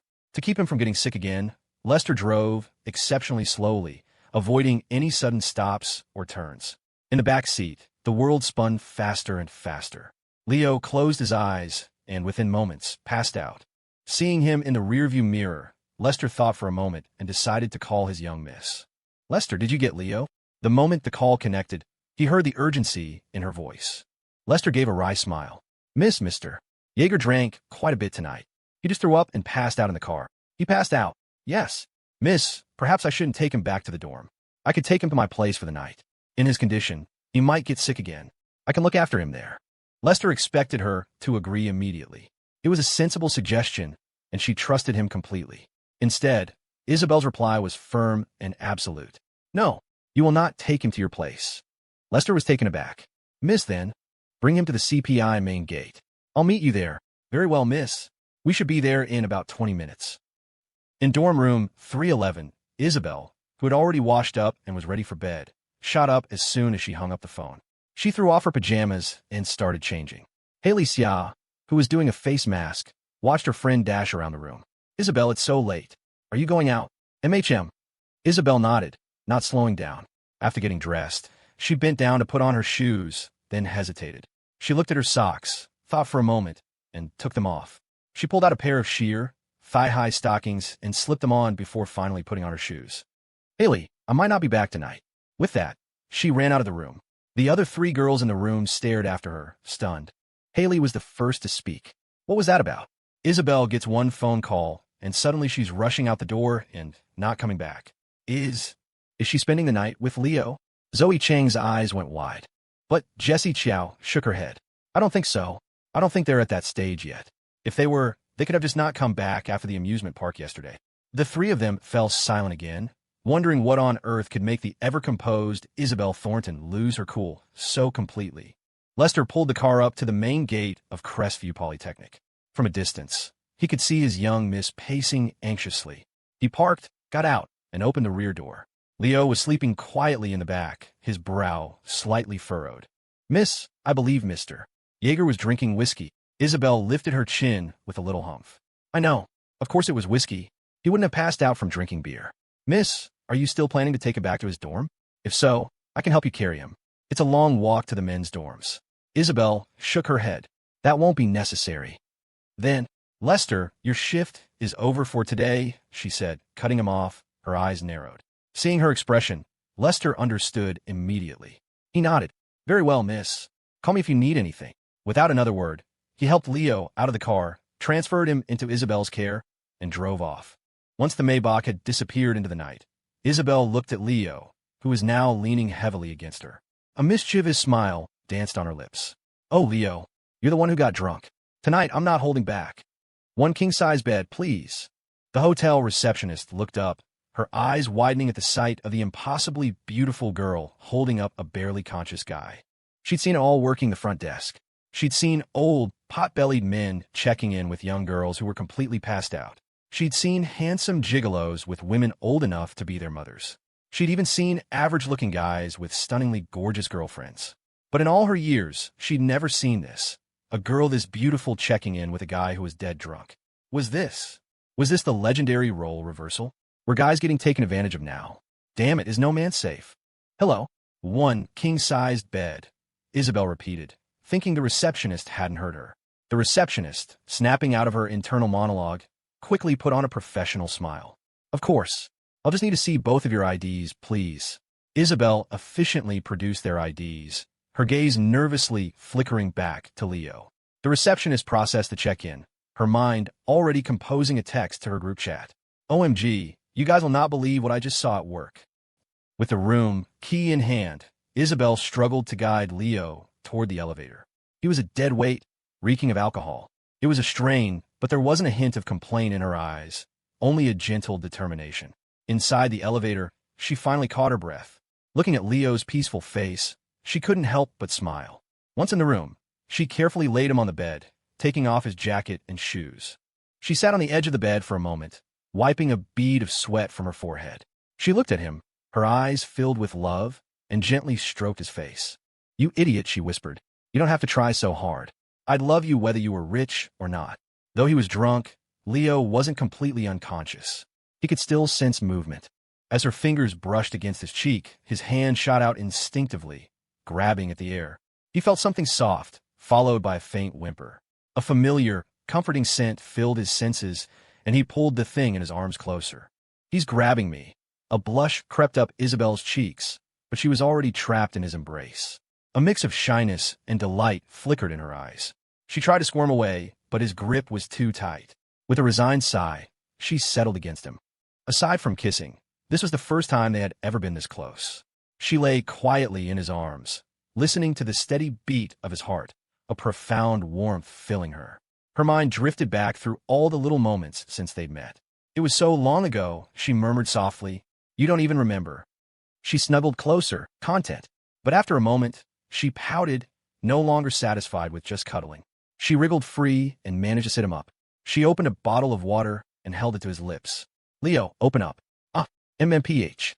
He remained asleep, but he wrinkled his nose at the lack of scent, seemingly refusing.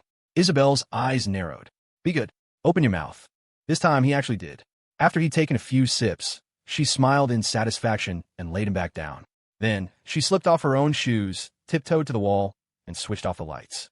In the pale moonlight, she crawled back into his arms, snuggled up close, and gazed at his face, her eyes narrowing into happy crescents. Leo kissed. The next morning, Leo woke up with a full bladder. He tried to sit up, but his left arm was completely numb. My arm's broken." His eyes flew open. He was on his side, and a girl's head was resting on his arm. Isabelle." He froze, a terrible premonition washing over him. He looked down. His world tilted. My shirt? Where's my shirt?" Leo's mind was a complete blank. He tried to remember what had happened last night, but all he could recall were fuzzy fragments. Dinner with Jianzhong, throwing up by a tree, Lester helping him into the car. After that, nothing. How'd he end up in a hotel room, in bed with Isabelle?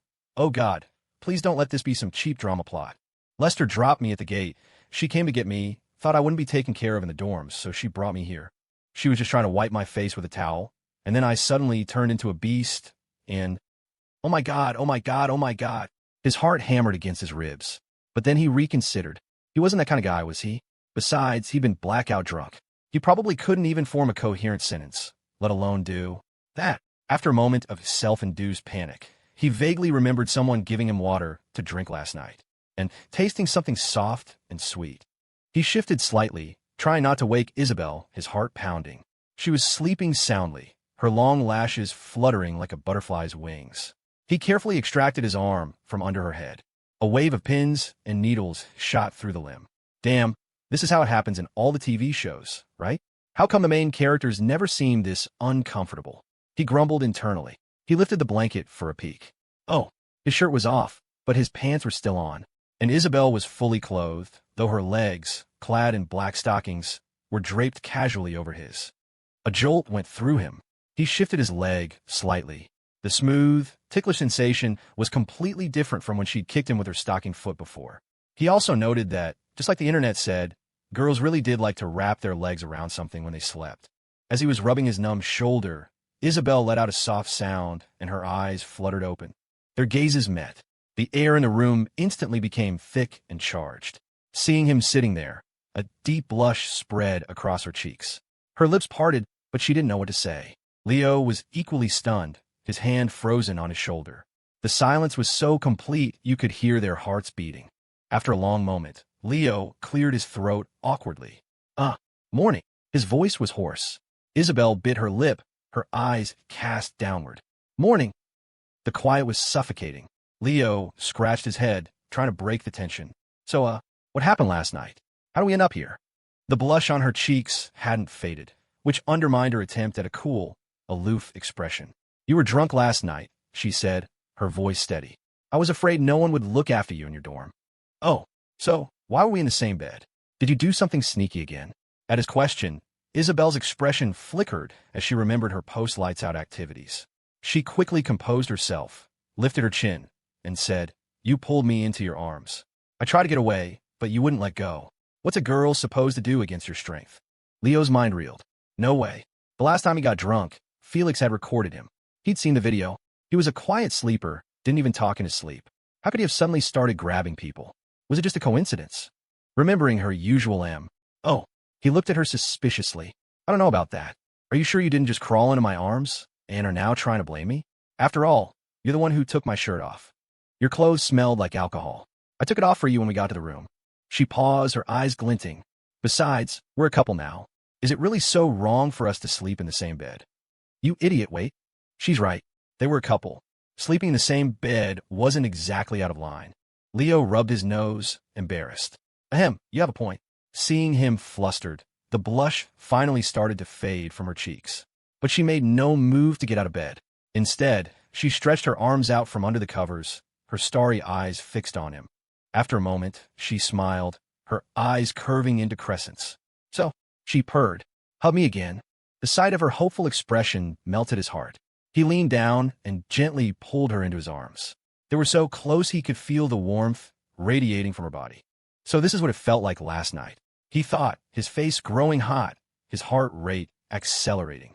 Isabelle rested her head on his chest, listening to his strong heartbeat, a blissful smile on her face. She wrapped her arms tightly around his waist, as if trying to preserve this moment forever. They lay like that for a long time in the dimly lit room. Suddenly, Isabelle's expression changed, and she wrinkled her nose. Leo, something's poking me. Before he could respond, her brow furrowed, and she reached her hand under the covers. Oh, hell no. Not there. Seeing her hand disappear under the blanket, Leo shot out of bed as if launched from a catapult. The sudden movement startled Isabelle, who stared at him, bewildered. What's wrong? Nothing. Leo mumbled, looking down, his face a furious shade of red. Damn it. I can't control it. Why is little Leo so excited? What was that thing poking me? Hearing her thought, Leo's face burned even hotter. He silently grabbed his shirt from the chair, pulled it on, and retreated to the bathroom, muttering to himself, Yeah, that would be an excited little Leo. Leo took his time in the bathroom, taking a quick shower after he washed up. By the time he came out, Isabelle was up and dressed. She went in to get ready as he finally checked his phone. It was already 10:30 a.m. He had more than a dozen missed calls. Most were from Rex, Felix, and Ned. 2 were from Sean. Crap, he exclaimed. It's Monday. I had a full morning of classes. He quickly unlocked his phone and opened his messages. Sure enough, Rex had been texting him since last night. Leo, it's 12:30. You're not coming back tonight? Dude, it's 2 a.m. You staying out? You have an 8 a.m. class. Leo, you're screwed. The prof for the 8 a.m. was super strict with attendance today. You were so dead. Okay, I was kidding. Your daddy here signed you in. But seriously, where are you? Not answering texts. Did you die, yo? Leo, that's enough. No texts, no calls, giving us the silent treatment? Text back when you can so we know you're alive. A warmth spread through Leo's chest as he read the messages. He quickly typed back. Had dinner with an advertiser last night, drank a little too much. Slept it off at a hotel. Don't worry about me. I'll be back around noon. Okay, Rex replied instantly. With that handled, Leo walked over to the bathroom just as Isabelle was finishing brushing her teeth. Hey, it's Monday. You had a full slate of morning classes, too. You must have missed all of them. Isabelle nodded. I emailed my professors while you were in the shower, told them I was feeling sick, and took the day off. Leo breathed a sigh of relief. If she'd failed a class because she was taking care of him, he would have felt terrible. He glanced around the room. Well, if we haven't forgotten anything, let's go get some breakfast. Wait, Isabelle said suddenly. Leo looked at her quizzically. Her expression was ice cold as she lifted her chin and stared at him. There's no one else here. Of course not. We're in a hotel room. It's just us. Exactly. We're in a hotel room. We got a room. Leo was about to say, I know that, but the words died in his throat as the implication hit him. He stared at her, stunned. Before he could ask, she stood on her tiptoes, closed her eyes, and kissed him. A long moment later, they slowly pulled apart, a lovely blush coloring her cheeks. She looped her arm through his and grinned. Okay, now we can go eat. After grabbing a bite at a nearby diner, they headed back to campus. As they neared her dorm, Leo stopped. You slept with me last night, he said seriously. You have to take responsibility, you know. Isabelle nodded instinctively, then blinked, a look of confusion on her face. Wait, that's not right. She lifted her chin, her cool demeanor returning. Fine. If you feel like you got the short end of the deal, you can sleep with me again anytime to even the score. Question mark. Leo's lips curved into a grin. Not only did she get what she wanted, but she's already planning a repeat. This girl, back when she first moved in, she only dared to think these things. Now she's saying them out loud. The memory made him pause. It was strange to think that a stray thought he'd overheard months ago had actually become a reality. He could still clearly remember her 2 silent declarations the day she moved in. Hee, little Leo, I finally moved in next to you. Next step, moving into your bed. TSK, well, she made it into my bed, all right, he thought with an inward chuckle. He reached out and playfully ruffled her hair. Stop being so thirsty for me. From now on, you're not allowed to know when I'm drinking. You show up like a shark smelling blood in the water. After dropping off Isabelle, Leo walked toward his dorm, calling Sean back. Hello? Leo, you're awake? Leo was surprised. How did you know I was drunk? I called you twice last night, and you didn't answer. I got worried something had happened, so I called Assistant John. He said you guys have been drinking and that you probably passed out, so I didn't call again. Oh, I see. Leo was impressed. Sean was definitely more mature than him, thinking to call Jian directly. Sean continued, since you were the one who talked to him, I didn't want to press for details on the phone, so how did it go? We barely talked about the deal. He mostly just introduced me to 3 other guys from different ad agencies. But I have another meeting with him today. Based on his attitude, I think we'll be able to work something out. Hearing Leo's confidence, Sean sighed in relief. After a few seconds of silence, he said, so, my girlfriend's surgery was supposed to be minor, no big deal. But I think she caught a cold or something because she started running a fever last night. I probably won't be able to get back to campus for a few days, and I won't have time for the studio. Don't worry about it, Sean. I've got it covered. If anything comes up, I'll call you right away. Okay, that's a relief. After ending the call, Leo arrived back at his dorm. Rex and the guys were still in class, so the room was empty. He sat down on his chair, and the morning's memories with Isabelle came flooding back, making his heart flutter. Leo sat there for a while, lost in thought. Soon, the sound of students returning from lunch filled the hallway. Normally, Rex, Felix, and Ned would have been among the first. They had a habit of slipping out the back of the lecture hall a few minutes before class ended to be first in line at the cafeteria. It wasn't really necessary. CPI had plenty of dining halls, but Rex had a motto. If you're not aggressive about getting food, you have a problem with your ideology. As a result, the guys from room 415 were usually already back in their bunks, digesting, while other students were just getting their food. The door creaked open. Rex walked in, saw Leo sitting there, and froze. Leo looked up and smiled. Hey, Felix, Ned Ree. H. Leo Yeager, I'm going to kill you. Before Leo could finish, Rex let out a blood-curdling scream and lunged for his throat. He looked absolutely murderous. Leo yelped and scrambled out of his chair, retreating toward the balcony. Felix and Ned, snapping out of their shock, grabbed Rex around the waist. What the hell, Rex? Are you crazy? Leo yelled. Why are you trying to kill me? I actually believed your stupid story about being drunk at a business dinner. Rex roared, struggling against his friend's grip. But then, in our second class, which is a shared lecture with the Finance 2 class, Isabelle Thornton wasn't there either. He paused, his eyes burning with resentment. So, I asked Haley Xia, and she said Isabelle suddenly left last night and never came back. I knew you two were together. Leo rolled his eyes. So what? I was with my girlfriend. Is there a problem? Yeah, I don't care. You're flexing on me even when you're not in the dorm. Calm down, calm down. Didn't I give you that tip yesterday? Go apply for the milk tea job. Guaranteed to get you some girls' numbers. The reminder seemed to work. Rex finally calmed down, snorting as he pulled out a cigarette and lit it. Honestly, I didn't have high hopes. A campus job like that at a popular spot? I figured there'd be a million applicants. But when I got there, hardly anyone was applying. I got hired on the spot. They just said I need to get a food handler's permit, pass their internal chatter T-test, and I can start. He broke into a sly grin. The person who interviewed me was the manager. And she's young. Looks like she just graduated. I used the excuse of needing to stay in touch about the job and got her number. And man, she is gorgeous. Leo, Felix, and Ned all said, "Whoa," in unison. Leo gave him a thumbs up. Nice. You've already moved past freshmen and seniors and are going straight for the young professional crowd. Attaboy, Rex. Normally, Rex would have shot back a witty insult. This time, he just looked sheepish. After bullshitting with his roommates for a while, Leo went out to the balcony to check his phone. The 3 contacts he'd added at dinner had all accepted his friend requests. He dialed Jian Zhang. "Jian, it's Leo Yeager. Hope I'm not bothering you." "Of course not.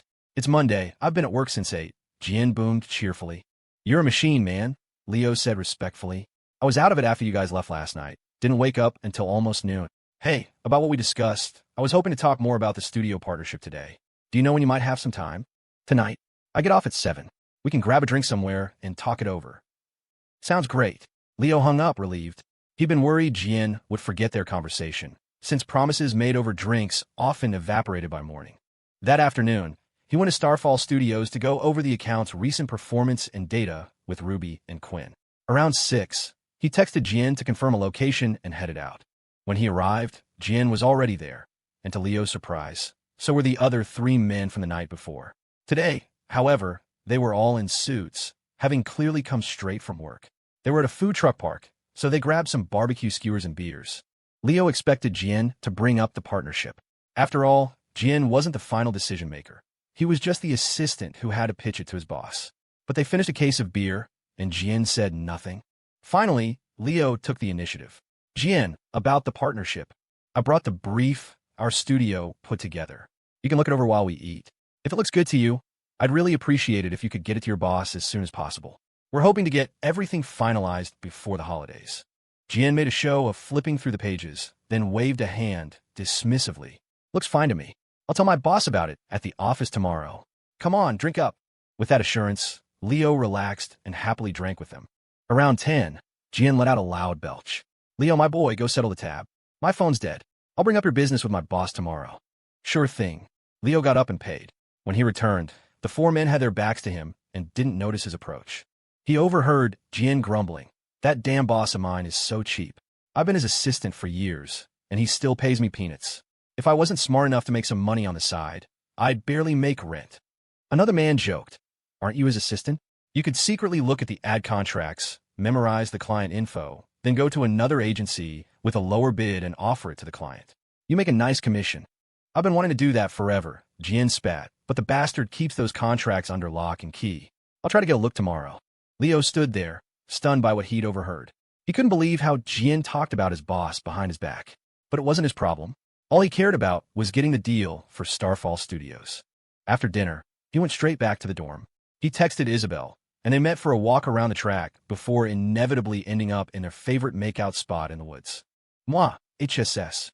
Leo sucked in a sharp breath. He cupped her face, his expression deadly serious. "You've learned how to give hickeys. Fess up, who taught you?" "Haley," Isabelle said, her gaze cool but with a hint of triumph as she admired her handiwork on his neck. Leo's eyebrows shot up. "Her again." Isabelle nodded earnestly. "MHM, Haley is a good person. She's always teaching me new ways to get you baited." Leo couldn't believe it. Now, she was even using gamer slang like baited. Haley was one hell of a teacher. Isabelle's eyes narrowed, studying his neck. One side had a dark red mark, the other was untouched. An expression of dissatisfaction crossed her face. "Leo," she announced, her voice filled with disapproval, "your neck is asymmetrical." Leo, his arms still wrapped around her, didn't quite get it. "So? It's not like you have OCD. What are you going to do? Give me another one just to make it even." Isabelle pouted. I think I might have a little bit of OCD." Before he could react, he felt a warm, wet sensation on the other side of his neck. A tingling jolt shot from the soles of his feet to the top of his head. "Hey, Leo, why are you pulling your collar up so high? It's not that cold out yet, is it?" Rex asked from the card game he was playing with the other roommates. Leo just waved a hand. "Don't ask. This is adult business." But the more secretive he was, the more curious Rex became. "You two, wait a sec," he said to Felix and Ned. "I gotta see what's going on with Leo's neck. Come on, dude, we're friends. Don't hide things from me." "Let me see." "Don't," Leo yelped, backing away in mock terror until he hit the wall. Rex smirked. Huh, nowhere to run. Let's see what you're hiding. He lunged forward, tried to pry Leo's hand away from his collar. Just as Leo's defense was about to crumble, Felix, still at the table, had a sudden realization. Oh no, he muttered, quickly turning his head and covering Ned's eyes with his hand. Felix, what are you doing? Ned asked, confused. I want to see what's on Leo's neck. Don't look. It'll burn your eyes. Just as Felix spoke, Rex succeeded in yanking Leo's hand away. He peered at Leo's neck, a triumphant grin on his face. The grin froze. He saw the two dark red marks. His eyes started to twitch. A second later, he let out a scream like a dying pig. Ah! Leo, you son of a bitch, you're flexing on me again. Isabelle gave you 2 hickeys. Ah! His mission accomplished. Leo cleared his throat, modestly pulled his collar back up, and sighed. See? I told you to stay out of adult business. Now look what happened. You got flexed on. It's not my fault. I was trying to cover it up to protect you. He was practically radiating smugness. He knew that a direct flex wouldn't have been nearly as effective. Rex clutched his chest, looking like he couldn't breathe. He furiously pulled out his phone and started messaging the pretty manager from the tea shop, begging to start work tomorrow. Ned finally understood. He looked at the prescient Felix with gratitude. Felix, how did you know what Leo was planning? Felix adjusted his glasses. Leo's methods of flexing are devious and varied. You cannot analyze him as you would a normal person. You must observe him as you would a dog to truly understand his ways. The next morning, at their shared lecture, Haley practically vibrated with excitement as she zeroed in on the 2 marks on Leo's neck. Her eyes turned into pink hearts. I ship it so hard. I've been waiting for this. It's canon. Leo rolled his eyes. You sound like you're on something. He took Isabelle's hand. Learn the good stuff from her, not the bad stuff. Be good. Okay, she chirped. Lester woke up at 9. He checked his phone. No messages. He sighed. It seemed the young miss had no tasks for him again today. Ever since she and Mr. Yeager started college, I feel like I've already retired. After washing up, he was about to get breakfast when his phone buzzed. Could it be the miss? He thought excitedly. He pulled it out, but his expression soured when he saw the caller ID. Second Mrs. Thornton, it was Sharon. He hesitated for a moment before answering. Ma'am. Lester, you're not busy right now, are you? No, ma'am. Good. In an hour, I need you to go to Crestview International Airport and pick someone up for me. Of course, ma'am. Who am I picking up? You don't need to know who it is. Just get to the airport and hold up a sign that says Thornton. He'll see you and approach you himself. Very well, ma'am. I'll leave right away. After hanging up, Lester quickly got ready and headed for the airport. Lester pulled the Maybach into a spot in the short-term parking garage, then headed into the terminal, holding a simple sign with the name Archer. According to the flight information Sharon Thornton had sent him, the plane had landed a while ago. He scanned the crowd flowing out of the international arrivals gate. Any minute now. Soon, a strikingly handsome and familiar face appeared in his line of sight. The young man was so good-looking that he turned heads, drawing glances from travelers rushing past. If it weren't for the lack of screaming mob of fans, you'd think he was some indie movie star just hitting it big. The young man seemed completely unfazed by the attention. He walked with an easy confidence, one hand in his pocket, the other pulling a sleek suitcase. His eyes swept the waiting area until they landed on Lester. A warm smile finally broke across his face. Dressed in a stylish trench coat, he strode over. Mr. Nien, he said, his tone full of respect. It's been 5 years. Looking at Landon Archer, Lester sighed inwardly. Just as he'd suspected on the drive over. The young master was back. Lester returned the smile. Mr. Archer, it's been a long time. I'm surprised you remember the date so clearly. Of course I do, Landon said, his eyes bright. Ever since I went abroad for school, I've been counting the days. Being away from Izzy. It hasn't been easy. Hearing Landon use his affectionate nickname for Isabelle, coupled with his unabashed excitement, made Lester's heart sink a little deeper. So, nothing had changed. He was still the same. A wave of concern for Leo washed over him. Lester reached for the suitcase. Let me take that, Mr. Archer. You must be exhausted after such a long flight. I can take you to get something to eat, then get you checked into your hotel. Landon shook his head, a hint of disapproval in his expression. Lester, come on. Just like Izzy, I've never thought of you as just a family driver. You're a friend, an elder I respect. Please, drop the formal Mr. Archer. It feels strange coming from you. You're too kind, sir, but business is business, Lester said with a practiced, polite smile. I've addressed the young miss formally for years. Lester genuinely liked Landon. Setting aside the fact that he was about to become Leo's primary rival, The young man was the definition of a gentleman. He had none of the arrogance or entitlement that plagued so many other wealthy heirs. Seeing Lester's polite stubbornness, Landon didn't push it. He followed him to the parking garage. Once they were settled in the car, Lester asked, "Mr. Archer, you just got back. Is there anything in particular you'd like to eat?" Landon thought for a moment. Then his face lit up with a nostalgic grin. "Is that old diner we used to love still open? The one with the amazing wonton soup? If it is, let's go there. I've barely had any decent wonton soup in 5 years, and even when I did, it was nothing like the one Izzy and I used to get. It is, but it's a bit of a drive from the airport." "That's fine," Landon said, leaning back and closing his eyes. "I've waited 5 years. What's another hour?" After a few moments of quiet, he spoke again. "Lester, what's Izzy up to these days?"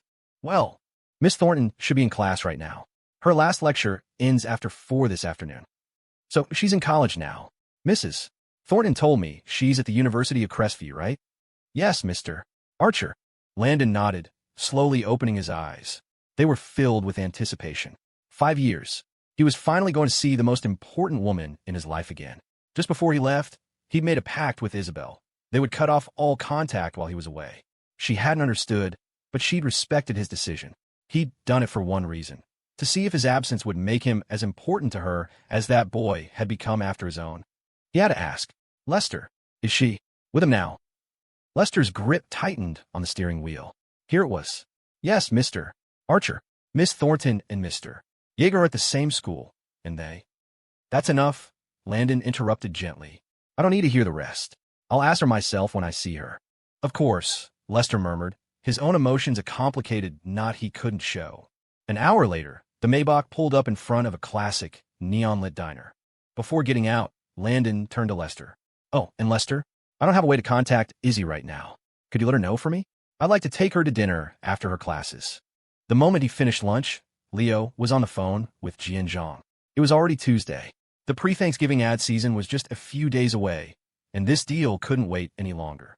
They needed at least 2 days for coordination and another for shooting and editing. Tomorrow was the absolute deadline.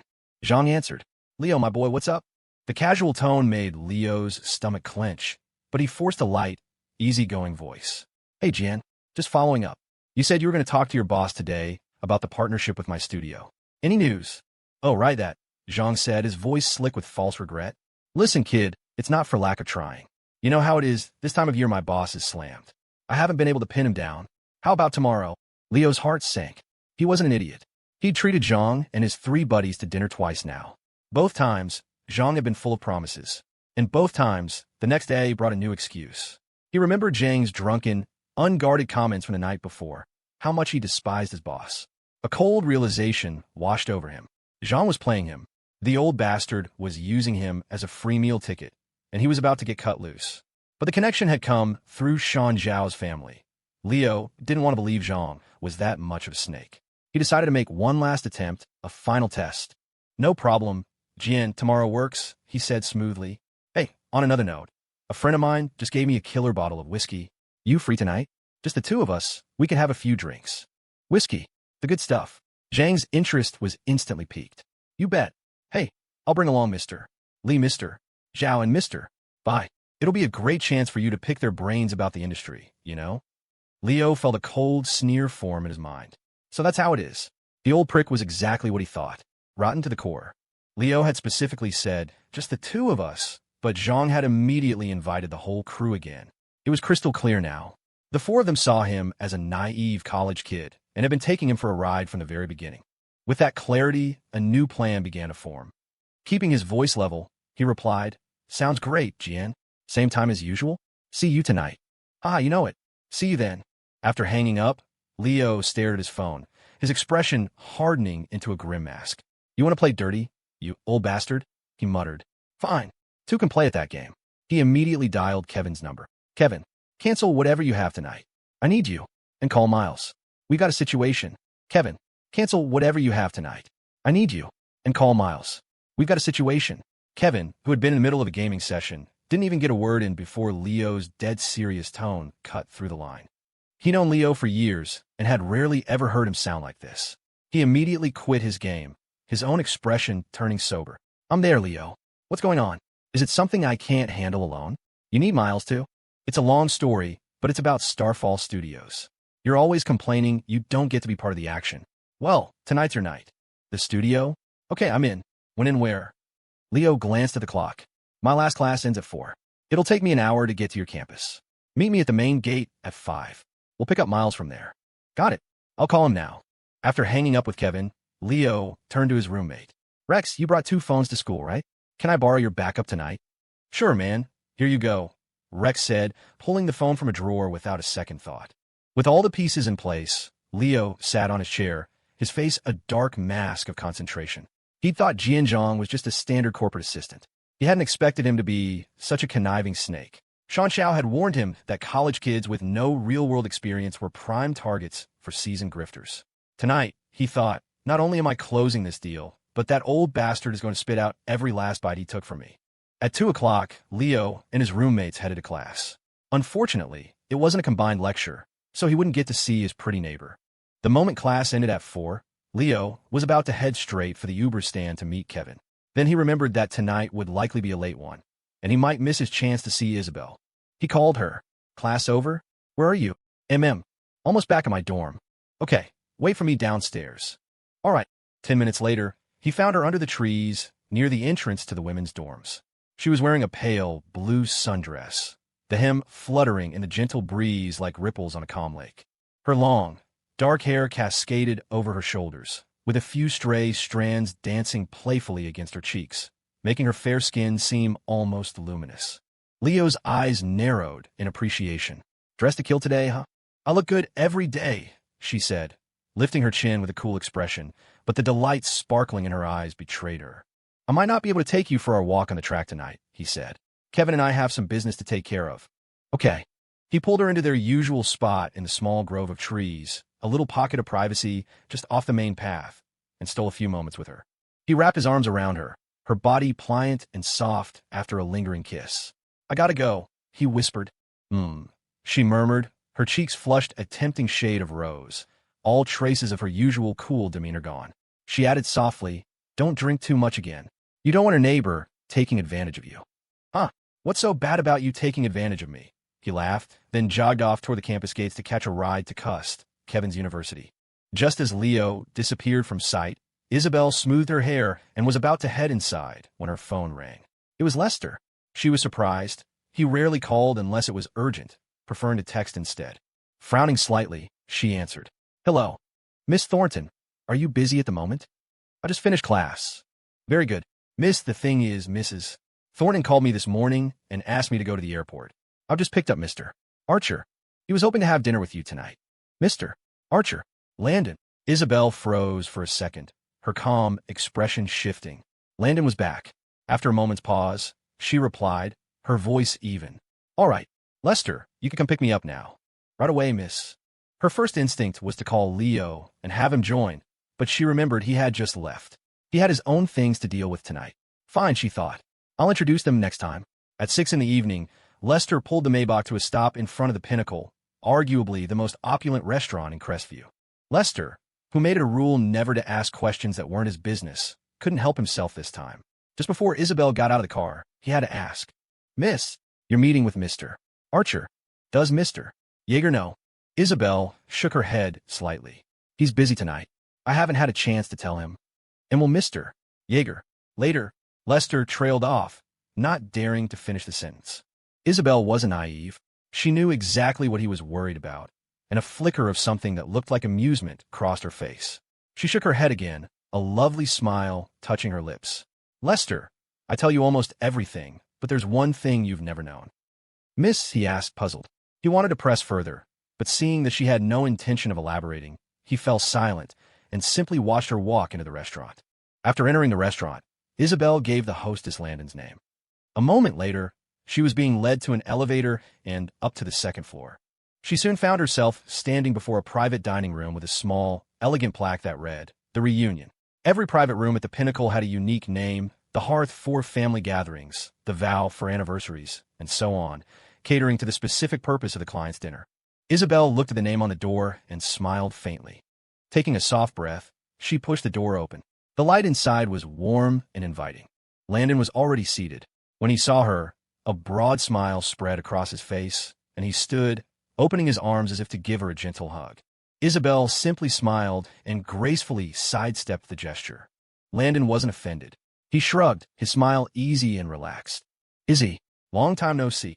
Isabelle nodded, taking the seat across from him. "It has been a long time," she said, her tone cool and composed. "This place is interesting," Landon said, his smile never wavering. "Every room has a special name." He pressed a small button on the table, signaling the kitchen to begin service. "5 years, Izzy. You've gotten even more beautiful." "I'm sure he thinks so, too."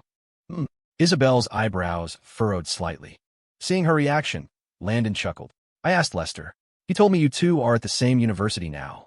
"Yes," she said. "A few months ago, I had Lester find out where he was living. I moved in next door." At this, Landon's casual demeanor vanished, replaced by genuine shock. He stared at her for several seconds before sputtering. "My God, you moved in next door to him? If your father found out, wouldn't that be?" "My father isn't paying much attention to me anymore. My stepmother is pregnant. He's even shifted his company's focus entirely to New York. I doubt he'll be back in Crestview for a long time." "Sharon is pregnant?" If Landon had been surprised before, he was floored now. Sharon had been the one to tell him about his return trip, but she had never once mentioned her pregnancy. He was silent for a moment, the shock slowly fading from his face, replaced by a complex, hesitant expression. He lowered his voice. "Izzy, you know what her being pregnant means. When Lester told me you were at the same school, I wondered how you ever convinced your father and Sharon. Now I see. Sharon must have pushed for it, didn't she?"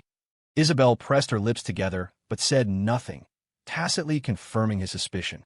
They sat in silence as the servers brought out the dishes, one by one. Only when the last plate was set down and the door closed, leaving them alone again, did Landon break the quiet. "Well, I suppose it all worked out. It gave you and Leo a chance to be at the same school." Isabelle didn't respond to that. Instead, she asked coolly, "My stepmother isn't that kind. I assume she's been in frequent contact with you before your return?" "Yes," Landon sighed, his gaze softening with sympathy. "It's exactly as you predicted years ago." He looked at her, a pang of protectiveness rising in him. She had foreseen so much of this. Though he was 4 years older, he knew he was nowhere near as mature as she was. But it was understandable. She had suffered a family upheaval at such a young age, and instead of receiving double the care from her father, she had been met with distance and neglect. Her status as a wealthy heiress had forced her to grow up fast. "Sharon did contact me frequently before I came back," he admitted. Her goal was clear. She wanted me on her side in certain matters. A complicated look passed through Isabelle's eyes. More accurately, she wanted you to come to Crestview to drive a wedge between me and Leo. At that, Landon's eyes narrowed. After a moment, he smiled again. "Speaking of which, that brings me back to my decision 5 years ago, when I insisted on cutting off all contact with you." He paused. "I was always jealous of your feelings for Leo. He was only in your life for such a short time, yet he left such a deep impression. I'd known you for years, but I could never compare.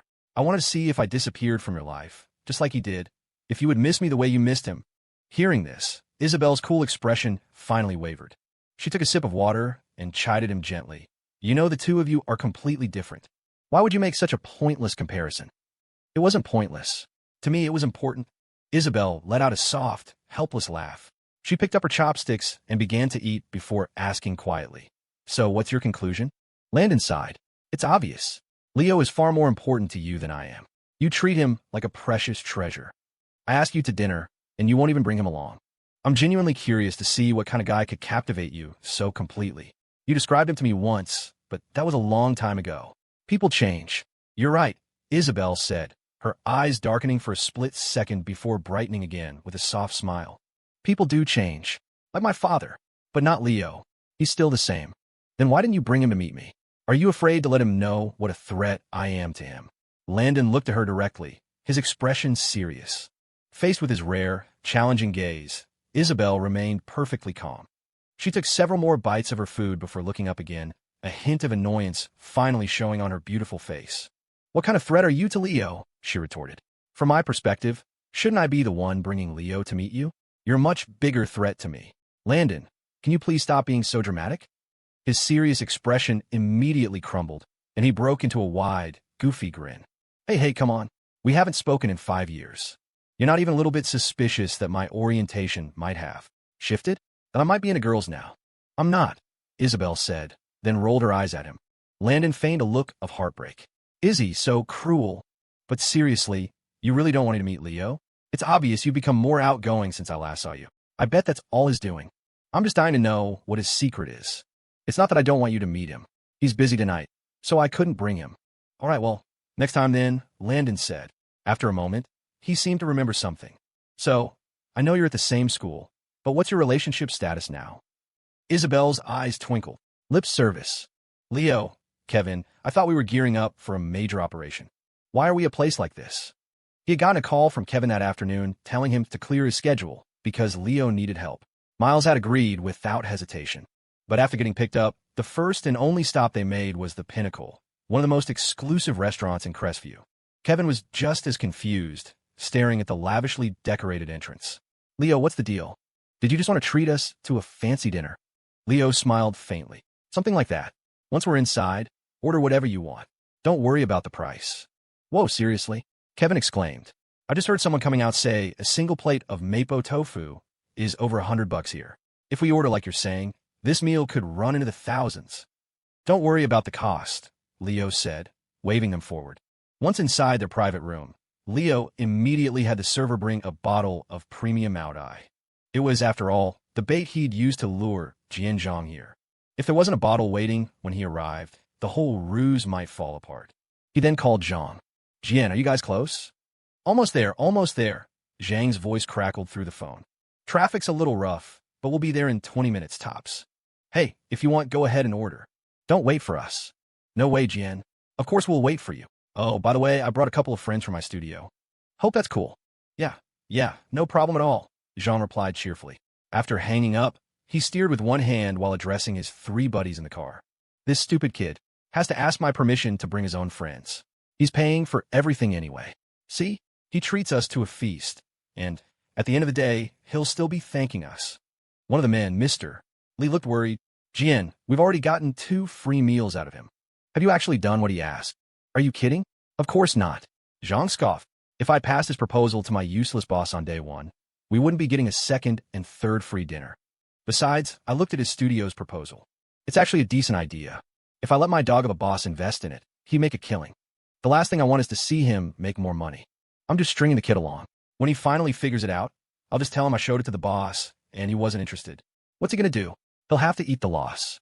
Zhang looked completely relaxed, not a hint of guilt on his face. Years ago, when he was new to the corporate world, he'd been played the same way by seasoned sharks. Endless meetings, promises of collaboration, and he was the one left footing the bill for dinners, drinks, and entertainment. Now, some naive kid had walked right into his lap. Zhang was determined to get back everything he'd ever lost, and this kid was going to pay for it. I'm teaching him a valuable lesson, Zhang rationalized.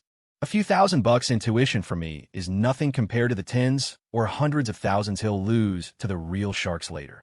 Mr. Lee hesitated before speaking again. Jian, I think you should cut it out. Maybe you should just show the proposal to your boss tomorrow. You might not know this, but he's taking us to the Pinnacle. That's a top 3 restaurant in Crestview. The minimum spend for a private room is like $1,000. Zhang raised an eyebrow, clearly surprised by the high cost. But he quickly brushed it off. So what? I didn't force him to pick such an expensive place. If anything, it just proves how desperate he is for this deal. That's why he keeps taking us to fancier and fancier restaurants. Don't worry, the kid looks loaded. How else could a college student afford to start business? A couple grand isn't going to break him. As he spoke, he pulled up to the restaurant's valet. After handing over the keys, he led his friends inside, heading straight for the room Leo had told him about. Back in the room, Kevin couldn't hold back his curiosity any longer. Leo, seriously, what's with all the secrecy? Is the person we're meeting paying or something? Leo shook his head, a cold smile playing on his lips. No time to explain now. Just follow my lead, both of you. Miles and Kevin exchanged a look, a vague understanding dawning on them. They said no more, sitting quietly beside Leo. A few minutes later, the door opened, and Jian Zhang walked in with his 3 friends. Leo immediately stood up, his face radiating a warm, enthusiastic smile. Jian, you guys made it. Come on in, have a seat. Oh, let me introduce you. These are my friends and colleagues, Kevin and Miles. Zhang's eyes lit up when he saw the bottle of Maodai on the table. Leo, my boy, you really know how to treat a guy. Excellent choice. To Leo, Zhang was nothing but a shameless leech. He returned the smile, thinking, yeah, excellent. Let's see if you still think so in an hour. Glad you like it, Jian, Leo said cheerfully. Let's all sit down. We can eat and talk. Zhang gestured for his friends to take their seats. Once everyone was settled, Leo pressed the service button on the table. A server entered moments later with menus. Without hesitation, Leo passed a menu respectfully to Jian Zhang. Jian, you guys order first. Don't even look at the prices. Get whatever you want. This dinner is to thank you for all your help with our studio. Hey, don't say that, kid, Zhang said, already feeling a little guilty about not being able to connect him with his boss. To be honest, I'm getting antsy myself. But don't you worry. Tomorrow, I'll pin him down for sure. You can count on me. All right then, if you insist, I won't be shy. And he wasn't. Zhang proceeded to order several of the most expensive items on the menu, shooting a smug look at his friends, as if to say, see, I've done nothing for this kid, and he's still tripping over himself to thank me. He then passed the menu to his buddies. You guys take a look too. Order anything you like. Leo here is a generous guy, so let's not be polite. We're all family here. That's right, gentlemen. Please, order away, Leo added with a smile. From start to finish, Leo's face showed no trace of hesitation or regret. His calm demeanor put the other three men at ease. Maybe, just as Zhang had said, this kid really was from a rich family that had bankrolled his little college startup. Otherwise, how could he be so nonchalant? Most of the meat dishes started in the triple digits, and items like abalone, lobster, and king crab were priced high enough to make your eyes water. Honestly, their monthly salaries wouldn't cover a meal like this. Yet Leo didn't even flinch. All right, I think that's everything, Zhang said after his friend were done. He handed the menu back to Leo. Leo took it, and without even glancing at it, passed it to Kevin and Miles. Here, you two. See if there's anything you want that they missed. Leo, this is... Kevin hesitated. He'd overheard the entire conversation and understood that Leo was trying to win Zhang over for a business deal. That meant Leo was footing the bill. Kevin had seen the check marks on the menu. They were already pushing $2,000. And at a place like this, with service charges and taxes, the final bill would be closer to $3,000. If he ordered more, he couldn't bring himself to do it. He leaned in and whispered, Leo, maybe this is enough. I'm guessing you're paying, right? Yeah, Leo, they've ordered plenty, Miles added, his expression worried. But Leo was insistent. Just order. Why are you making this difficult? If you don't, I will. Fine. All right. Kevin and Miles exchanged a look and reluctantly added 4 more dishes. Now, the total for the food and drinks alone was easily over $3,000. The number made Kevin's head spin. His dad was a businessman who often took clients out, but Kevin had never seen a bill this high. Seeing that they were done, Leo took the menu back. Is that it? Yeah. Okay, Leo said to the server, his voice perfectly level. That'll be all. You can start bringing the food out. He handed back the menu as if a $3,000 meal was nothing more than pocket change. After the server left, the atmosphere in the room grew a bit strange. Zhang looked at Leo with admiration. Leo, my boy, you've got real class. Not many young people like you around these days. Leo just smiled. You're too kind, Jian. This is the least I can do. I'm counting on you to put in a good word for me with your boss. Zhang nodded, his mind already calculating how he could milk this situation for even more. He'd planned on ghosting Leo after tonight, but now, seeing how deep the kid's pockets were, he was reluctant to let go of such a lucrative meal ticket. Soon, the dishes began to arrive, each one a work of art that smelled incredible. Zhang and his friends dug in without ceremony. Leo didn't eat right away. Instead, he picked up the bottle of Maotai, walked over to Zhang's side, and leaned in to pour him a glass. Jian, let me get that for you. After filling Zhang's glass, he poured one for himself. When he clinked glasses with him, he deliberately held his own glass lower than Zhang's, a sign of deference. Zhang was beyond pleased. He was beaming, a grin stretching from ear to ear. For a fleeting moment, he actually considered submitting Leo's proposal to his boss the next day. But then he thought, if he let Leo succeed that easily, the free meals would stop. So he decided to keep stringing him along. So, Jian, Leo said casually, you'll ask your boss for me tomorrow, right? Don't worry about it. Zhang mumbled through a mouthful of food. Great. Then let's not talk shop. Let's drink. Leo nudged Kevin and Miles, signaling them to join in. The two of them, after a brief moment of hesitation, plastered on smiles and went over to toast Zhang. Mr. Zhang, you can call me Kevin. I'm also with Starfall Studios. Mr. Zhang, I'm Miles. Here's to you. Under the barrage of compliments from Leo's crew, Zhang quickly downed several glasses. His face flushed bright red, and his speech started to slur. Listen, I'm telling you, my boss, that son of a bitch. He's a real piece of work. Dumped another pile of paperwork on me today. Damn it, I'm older than him. I should be his damn elder, but the little punk orders me around like a dog. It's just dumb luck people like him end up as bosses. If I had his luck, I'd be 100 times better. Sooner or later, I'm going to make sure that bastard Warren takes a fall. Just as Leo had predicted, the alcohol loosened Zhang's tongue, and he launched into a tirade against his boss. Leo remained calm, eating and drinking, occasionally refilling Zhang's glass. An hour and a half later, everyone was full. Zhang let out a loud, boozy burp. "All right, Leo, my boy," he said with a grin. "Time to settle the bill. That was a great meal. We'll have to do this again sometime." But Leo didn't move. Instead, he pushed his chair back slightly. The time had come. No more games. He crossed his legs, a lazy smile on his face. "Jian," he said, his voice dangerously calm. "I think you're mistaken. Shouldn't you be the one paying?" "What? Me? Pay?" The words hit Jian Zhang like a slap. For a second, he thought he'd misheard through his drunken haze. But when he saw the equally stunned faces of his three friends all staring at Leo, he knew it was real. Zhang's smile vanished, replaced by a thunderous scowl. "Leo, what the hell are you talking about? You invited us here?" Leo let out a soft chuckle, his tone maddeningly casual. "Did I, Jian? I don't recall ever saying this was on me. Besides, you and your friends ordered most of the food and drank most of the liquor. It only seems fair that you pay." Zhang's face turned an ugly shade of purple. "What is this, Leo? You called me this afternoon, asking to have a few drinks, and now you're pulling this crap?" "I said we should have a drink," Leo corrected him smoothly. "Just the two of us." The moment you decided to bring your entourage, the nature of the invitation changed. It stopped being my treat and started being yours. After all, if I wasn't hosting, what right did you have to invite extra guests? I brought them to help you network. You think I did it for myself? Leo remained unmoved, his form of address shifting with the tone. "Mr. Zhang, I invited you to dinner out of respect for your position as Mr. Warren's assistant. Any potential partnership has to go through you. But I've realized something. You ate my food, you read my proposal, but you had no intention of ever showing it to your boss. You just saw me as some stupid, rich kid, a meal ticket." He paused, glancing at the other three men. "And you weren't content just to freeload yourself. You had to bring your cronies along, calling them Mr. This and Mr. That. Do you really think I'm an idiot?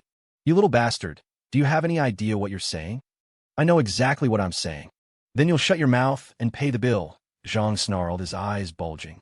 "If you do, maybe when I sober up tomorrow I'll forget this ever happened and still pass along your proposal."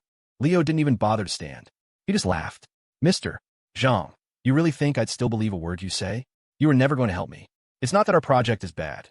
In fact, it's so good you couldn't stand the thought of your boss profiting from it. I'm guessing your plan was to string me along until I caught on, then just tell me Mr. Warren rejected it, right?" Zhang's heart leaped into his throat. The kid had seen right through him. There was no point in pretending anymore.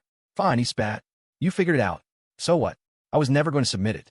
I was just using you for free meals. What are you going to do about?" Suddenly, his own slurred voice filled the room. "Listen, Lee, I'm telling you, my boss, that son of a bitch. He's a real piece of work. Damn it, I'm older than him. The little punk orders me around like a dog. Sooner or later, I'm going to make sure that bastard Warren takes a fall." The recording played from a second phone in Leo's hand, the burner he'd borrowed from Rex. Zhang's eyes widened in disbelief. You recorded me. Whoops. Did I let you hear that?" Leo said with a saccharine smile. "Okay, fine. I'm done pretending. Yes, I recorded you." The mock innocence in Leo's voice was enough to sober Zhang up instantly. He was about to explode, but then a thought occurred to him, and he became defiant again. "So what? You gonna go tattling to Warren? You can't even get a meeting with him without my say-so. What good is that recording?" Leo had anticipated this. "You seem to be mistaken about something," he said calmly. "We didn't find your company through official channels. We were introduced by a mutual acquaintance. Out of respect for Mr. Warren, that person gave us his assistant's contact info, yours. Now that we have this little misunderstanding, I guess we'll just have to trouble our acquaintance to give us Mr. Warren's direct number. Of course, you can assume I'm bluffing. After all, in your eyes, I'm just a dumb college kid, right?" Leo waggled the phone, the unspoken threat hanging in the air. The color drained from Zhang's face. He lunged, trying to snatch the phone and smash it. But before he could reach Leo, the towering figure of Kevin Xiong stepped in front of him, a cold, hard look in his eyes. Only then did it dawn on Zhang that the two guys Leo had brought with him weren't just colleagues. They were backup. "You little shits. Think you can play gangster with me?" Zhang yelled. "Li, Xiao, bye. Don't just stand there." His friends scrambled to their feet, ready to help him grab the phone. There were 4 of them, and only 3 of Leo's crew. And the one called Miles looked small and scrawny, barely 5'7". What could he do? As they closed in, the scrawny Miles moved. With lightning speed, he grabbed Mr. Lee's wrist, twisted, and a sickening crack echoed through the room. "Art!" Lee screamed, clutching his arm, sweat beading on his forehead. Before the others could react, Miles grabbed the other 2 men's arms and, with 2 more sharp yanks, produced 2 more pops. Holy crap! Zhang stumbled backward, horrified. He never would have guessed the least intimidating one of them was a trained fighter. Leo frowned. "Mr. Zhang, Miles used to compete in martial arts. You really shouldn't have provoked him. Look at that, dislocated arms and wrists." TSK tisked. He finally stood up, the smile completely gone from his face, his voice like ice. "Pay for this meal. Then, tomorrow morning, you will submit our studio's proposal to Mr. Warren." He paused. "Oh, and the last 2 meals I bought you came to $9.85. I'm a nice guy, so let's just round it up and call an even 1,000. You can Venmo me. $985, and you're rounding it up to 1,000? Zhang sputtered, feeling like he was about to cough up blood. "Are you rounding backward?" In all his previous dealings with Leo, he'd never seen this ruthless, shameless side. It hit him then. For the past few days, Leo had been suppressing his true nature, playing the part of an eager young entrepreneur just to secure the deal. The real Leo was a predator. "Mr. Zhang, do you really think you have a choice right now?" Leo said with a shrug. "I'm only asking for what you and your buddies ate. The extra $15 is for my time. You wasted it, and I almost lost my virtue after that first dinner," he added silently. Zhang was hyperventilating with rage, but he was in far better shape than his 3 friends who were moaning in their chairs, clutching their dislocated joints. He clenched his fists, his forehead slick with sweat. He couldn't believe it. A veteran corporate shark taken down by a college kid. "Fine," he ground out. "I lose. I'll pay for the meal, and I'll pay you back for the other 2. And," Leo added coolly, "tomorrow at work, you will immediately give our proposal to Mr. Warren." "Then you have to give me the recording," Zhang shot back, his eyes narrowed. Now that he saw Leo for who he really was, he couldn't afford to be careless. "Otherwise, what's to stop you from selling me out after you get what you want?" Leo had no intention of handing it over. He simply slipped the phone back into his pocket. "Not a chance. What if I give it to you, and you go back on your word?" "I won't." TSK. "Don't be so sure, Mr. Zhang," Leo said with a mock-pitying smile. "Since we've met, you've done nothing but lie to me. How can I possibly trust you now? It's not my fault. It's yours. You treated your own words like they were worthless." He smiled sweetly. "So, you have one option. Do everything I say, or this recording finds its way to Mr. Warren." The last bit of fight went out of Zhang. He slumped into a chair, his eyes vacant. After a long moment, he sighed in defeat. "Fine, I'll do it. I just hope you keep your promise and delete the recording when it's done." "Don't worry," Leo said with a humorless smile. "I'm not like you." He nodded to Miles, who stepped forward and spoke to the injured Mr. Lee in a flat voice. "Hold still. Don't scream. WH, what are you?" "AGH." Before Lee could finish, Miles grabbed his arm and twisted it in a strange, precise motion. With another sharp pop, the arm was back in its socket. Lee stared at it in stunned silence, the intense pain replaced by a dull ache. Miles then moved to the other 2 men and, with the same efficient movements, reset their joints. Zhang watched, wincing, a new wave of complex emotions washing over him. Finally, he looked at Leo. "You're what? A senior in college? You'll graduate next year? Your methods are brutal." "No," Leo corrected him. "I just started my freshman year in September. Graduation is a long way off." Zhang's eyes went wide. The feeling was no longer shock. It was something closer to awe. A freshman? The kid who had just played him like a fiddle had been cramming for his SATs a few months ago. A bitter laugh escaped him. The gap between people could be a chasm. "I'm thoroughly impressed," he said, shaking his head. "A freshman with your kind of nerve and strategic thinking. In all my years, the only other college student I've heard of like you is P7.She, the founder of Chatterty. If I remember correctly, he started that company as a freshman, too. It was worth a fortune before he even graduated." "P7.She," Leo murmured. He'd met the guy once, but he would never compare himself to him. P7.She would have seen through Zhang after the first dinner. He never would have let it get this far. He didn't bother explaining that to Zhang. He just pulled out his phone and showed his Venmo QR code. $1,000. "Send it." With a heavy sigh, Zhang transferred the money in front of his friends. Once the notification came through, Leo turned to Kevin and Miles. "Let's go. We'll let these gentlemen enjoy the rest of their dinner. After all, It cost them over 3 grand. I'm sure they'll want to eat until they can't move, right? All right, Kevin said, grabbing Miles and following Leo out of the room. Once they were in the hallway, Kevin finally exploded. Damn, Leo, that was awesome. You didn't even flinch facing those old leeches. Good thing I didn't have any lines. I would have totally screwed it up. So you brought us here for muscle, Miles said, a hint of regret in his voice. If I'd known they were paying, I would have ordered everything on the menu. I practically told you to, Leo said, rolling his eyes. You two have no chill. Do I look like the kind of guy who would spend 3 grand on a meal for myself? Kevin and Miles just grinned sheepishly. Just then, Leo felt a sudden urge. You guys head back to campus. I gotta hit the restroom. All right. Kevin and Miles went downstairs while Leo found the men's room.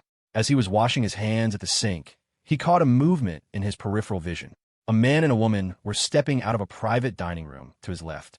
The woman's back was to him, but he recognized her instantly. His heart dropped, a tight, heavy feeling spreading through his chest. Isabelle, what's she doing here? Seeing Isabelle here, of all places, sent a confusing jumble of emotions through Leo. A girl of her standing in a high-end restaurant wasn't strange, but the fact that she was leaving a private room with a guy, and only one guy, was... And the name of the room was The Reunion. He reflexively pulled out his phone, assuming he must have missed a text from her while he was dealing with Jean. But when he unlocked the screen, there were no new messages, which meant she was here without telling him. Why would she choose such an expensive, private place if she didn't want him to know? Okay, maybe I'm overthinking this, he told himself. They were a couple, but they were also individuals. They needed their own space. Still, watching her walk beside another guy, smiling and laughing, was a bitter pill to swallow. He couldn't stop wondering who the guy was. Isabelle's cool personality wasn't one that just any guy could get close to. A male friend? No, in all the time he'd known her, she had never once mentioned having any close male friends. He was sure of it. After a moment of internal debate, he made his choice. He started to follow them. Leo kept a safe distance, enough to see them without being seen. They seemed to be engrossed in an interesting conversation, and a genuine smile kept gracing Isabelle's lips. It only amplified the anxiety coiling in his gut. He ran through every possible scenario in his head, dismissing each one. He didn't believe for a second that Isabelle would betray or hide something malicious from him, but the scene unfolding before his eyes was hard to ignore. He followed them down to the main lobby, where they sat in a waiting area and continued their conversation. Leo found a discreet corner behind a large potted plant and watched. They must be waiting for Lester to pick them up, he thought, frowning. But that didn't feel right either. If this meeting was supposed to be a secret, why would they wait so openly in the lobby? So maybe it's nothing. Just a friend she ran into, and it was too sudden for her to tell me? Or maybe she knew I was busy tonight and didn't want to bother me. His phone buzzed. He pulled it out, his heart lurching, hoping it was her. It was just a push notification from some random app. He sighed and put it away. When he looked up again, his blood ran cold. The guy sitting next to Isabelle had just reached out and taken her arm, a wide smile on his face. What the hell? That was it. Leo couldn't stay hidden any longer.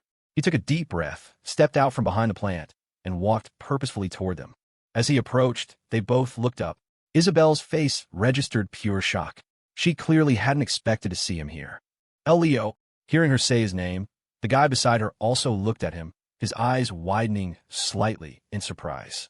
Leo forced a smile, tried to keep his voice even. What are you doing here? Isabelle was quick to recover. As well as Leo was hiding it, she could see right through him.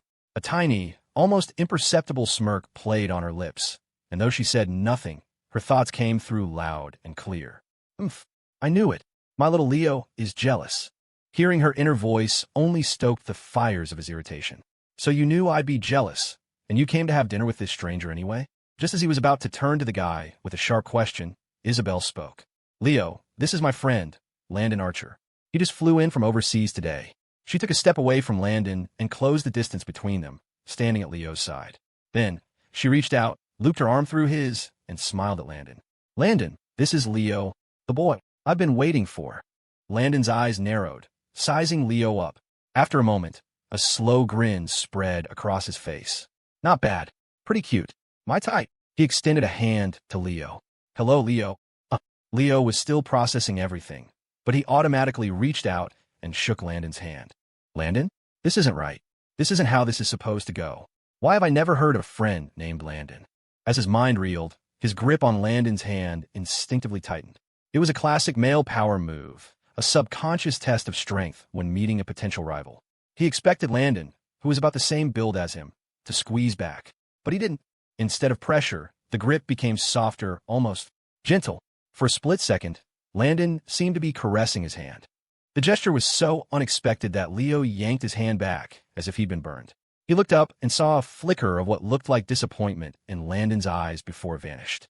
A terrible, horrible premonition began to form in Leo's mind. "Oh no, don't tell me he's—" "Leo, it's great to meet you," Landon said with a final, charming smile. "I don't have time to get to know you properly today, but I'll come find you and Izzy again soon." With that, he turned and walked out of the restaurant, where a black car was already waiting at the curb. At 11 o'clock that night, back in their respective dorms, Leo's phone buzzed with a message from Isabelle.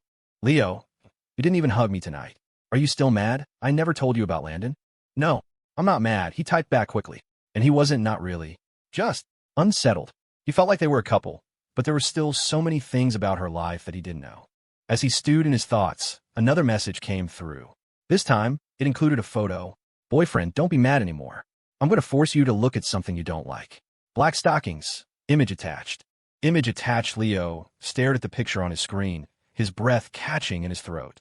"Oh, my God." In the photo, Isabelle was sitting on the floor, her legs tucked neatly to one side. A black pleated skirt fell over her thighs, each fold perfect, paired with a pair of sheer black stockings that clung to every curve of her long legs. The look was a devastating combination of innocence and allure that hit him right in the gut. On her feet were pristine white ankle socks and a pair of delicate black leather shoes, the stark contrast only making the whole image more potent. Gulp. He couldn't tear his eyes away, swallowing hard. "You little devil. You know exactly how to get to me, don't you?" He subconsciously wiped the corner of his mouth. It was a good thing she couldn't see him right now. She'd be putting on her cool, indifferent act while inwardly gloating. Playing it cool, he typed back. "Don't use such photos to test a good man's integrity. Any man of character can withstand such a test." "Oh really? Want to test it again?" "What do you mean? Bribery over text failed. So now you want to try in person?" Leo Yeager, will have you know that is absolutely out of the question. My principles will not be so easily challenged. Don't you want to touch them?" It was nearly midnight. The Crestview Polytechnic campus was silent, the last of the late summer cicadas having faded with the coming of October. Even the most love-struck couples had retreated to their dorms for the night. But in the small, secluded grove of trees by the women's dorm, Isabelle watched as Leo's hand roamed freely over her legs.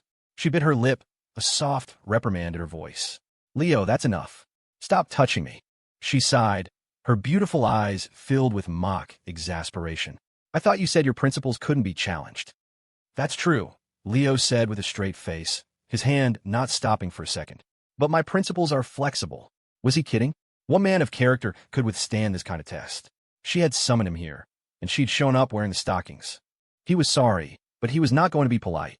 It said that a person must, at some point, go crazy for the things they couldn't have when they were young. He was going to treat his younger and not-so-younger self tonight.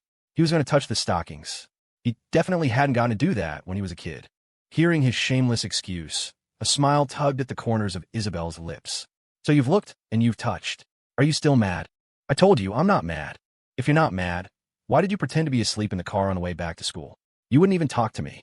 "Because I drank some Mount I before I saw you and your friend Landon," he said completely deadpan. "I was a little dizzy." Isabelle studied his face for a long moment, then snorted. "Liar." This time, Leo didn't answer. He really wasn't mad, but he was definitely unhappy. Just then, Isabelle pursed her lips, slipped off her little black shoes, and shifted on the bench until she was sitting sideways. Then, turning to face him, she placed both of her legs across his lap, her eyes softening with a gentle light. "I wasn't trying to hide Landon from you," she said softly. "I just didn't know how to bring him up. He's 4 years older than me. He went to study abroad before I transferred to Northwood High. He's been gone for 5 years. Hearing her finally open up about Landon, Leo stilled his hands and listened intently. He truly wasn't worried that there was anything romantic between them. If there was, it would have happened long ago. But that was the irrational nature of love. Even when you knew there was no threat, you couldn't help the flicker of suspicion and anxiety. "Are you and Landon close?" he asked. "Yes. Landon's family is also in business, and they're partners with my father. We've known each other since we were very little." Leo smiled, unable to resist a little jab. "So childhood sweethearts, huh?" "Childhood sweethearts?" The phrase seemed to make her pause for a fraction of a second, a flicker of something unreadable in her eyes before it was gone. She smiled and shook her head. Not really, she continued. My stepmother is very happy to see Landon back. And my father is keen on the idea of Landon and I getting together. Yeah, figures, Leo said, his voice flat. He wasn't surprised. The moment he heard Landon was from a wealthy, connected family, he'd seen this coming. It was straight out of a cheesy TV drama. The handsome, rich childhood friend returns from overseas to win back the girl, with both families pushing for the match. Leo was supposed to be the underdog who came out of nowhere. The only difference was that in real life, Landon wasn't Isabelle's one that got away. Everything else was a perfect cliché. Life really is the most ridiculous drama, he thought. Seeing the slight slump in his posture, Isabelle didn't offer any words of comfort. Instead, she just said, But you're going to tell me that Landon has only ever seen you as a little sister, that he has no romantic interest in you, and I shouldn't worry, right? Leo cut in a little agitated. I get it, I do. But you're gorgeous. Any straight guy would be interested in you. And he's your childhood friend. Your families are a perfect match. Before you know it, he'll probably... You. Isabelle interrupted him, a look of pure astonishment on her face. How did you know Landon isn't straight? Question mark. Leo stared at her, his brain short-circuiting. Wait, stop. What did she just say? Landon is gay. So, Landon's gay? Leo asked, staring at Isabelle, his voice full of disbelief. The next second, she nodded, confirming it. As the reality of this sank in, Leo had a sudden flashback to the handshake in the restaurant lobby. It all made sense now, why Landon hadn't squeezed back, why his touch had been so soft, almost caressing, and the flash of disappointment on his face when Leo had pulled his hand away. And then there was his comment. Not bad. Pretty cute. My type. Oh, crap, Leo muttered under his breath. He had assumed Landon was talking about him being a suitable boyfriend for Isabelle. He hadn't realized he meant it literally. Leo was his type. An image of Landon, blushing coyly and wagging a finger at him, flashed through his mind. Oh, you naughty boy, Leo. You read me like a book. A violent shudder ran through him. Seeing the wild array of expressions on his face, Isabelle couldn't help but laugh. Until now, I was the only one who knew. Not even Lester had any idea, which means my stepmother's little plan is going to fail spectacularly. Leo finally snapped out of his shock. What do you mean? Your stepmom's plan? Think about it, Isabelle explained. Landon hasn't been home in 5 years. Logically, he should have gone to his family in New York first. No matter how good of friends we are, family is more important. But he came to Crestview first. That was my stepmother's doing. She pulled some strings to make it happen. So, Leo was still trying to connect the dots. Isabelle's expression turned serious, and what she said next left him speechless. She's known about you for a long time, Leo. She knew I moved to the Maplewood during our senior year, because of you. She knew I stayed in Crestview for college, because of you. My father didn't want me to go to school here, but she was the one who worked behind the scenes to convince him. What? Leo's eyes widened in shock. He couldn't believe Sharon knew everything. And it was the first time Isabelle had ever admitted, out loud, that her move to the apartment next door had been for him from the very beginning. How'd she find out? He asked, frowning. Isabelle sighed. That doesn't matter anymore. The leak has been plugged. But her reason for doing all this was to set the stage for Landon to come here and cause trouble between us. What she doesn't know is that Landon and I have always been just friends. Nothing more. A deep sense of unease settled over Leo. If Isabelle's stepmother knew about him but didn't try to stop them, and even helped Isabelle come to Crestview, it would seem like she was on their side. But then she orchestrates Landon's return specifically to break them up. If Isabelle hadn't told him herself, he would never believe both actions came from the same person. So what was her real game? Was she trying to bring them together or tear them apart? As if reading his mind, Isabelle said coolly, she wants me tied down in Crestview. She wants to make sure I have no reason to leave here and go back to New York. Her tone was flat, but Leo understood the chilling implication. Sharon wanted Isabelle out of the way so that she and her new child would have an uncontested claim on the family's power and fortune. Leo had already heard that Sharon was heavily involved in Thornton Industries. This wasn't some trophy wife. She had her own ambitions, and keeping Isabelle occupied in Crestview was a key part of her strategy. The baby was probably just another move in her game. Otherwise, why now? She and Isabelle's father had been married for years. Wait a minute, Leo thought. She's already legally married to Richard Thornton. She's set for life. She doesn't need to seize power herself. So why? A wild, audacious theory sparked in his mind. He looked up sharply, meeting Isabelle's calm, cool gaze. There was no way she hadn't come to the same conclusion. She'd grown up in that world. She would be far more attuned to these kind of power plays than he was. Yet her expression was unreadable. He decided to test his theory. So now that Landon hasn't worked out the way she planned, are you going to surprise her and go back to New York? No, she said, but I'm not going to let anyone know the real nature of my relationship with Landon either. But wouldn't that just play into your stepmom's? Before he could finish, Isabelle placed a finger on his lips, silencing him. She let her eyes drift down to his neck, then looked back up at him, a hint of her imperious demeanor returning. Leo, she said, her voice a low purr. Do you want a strawberry?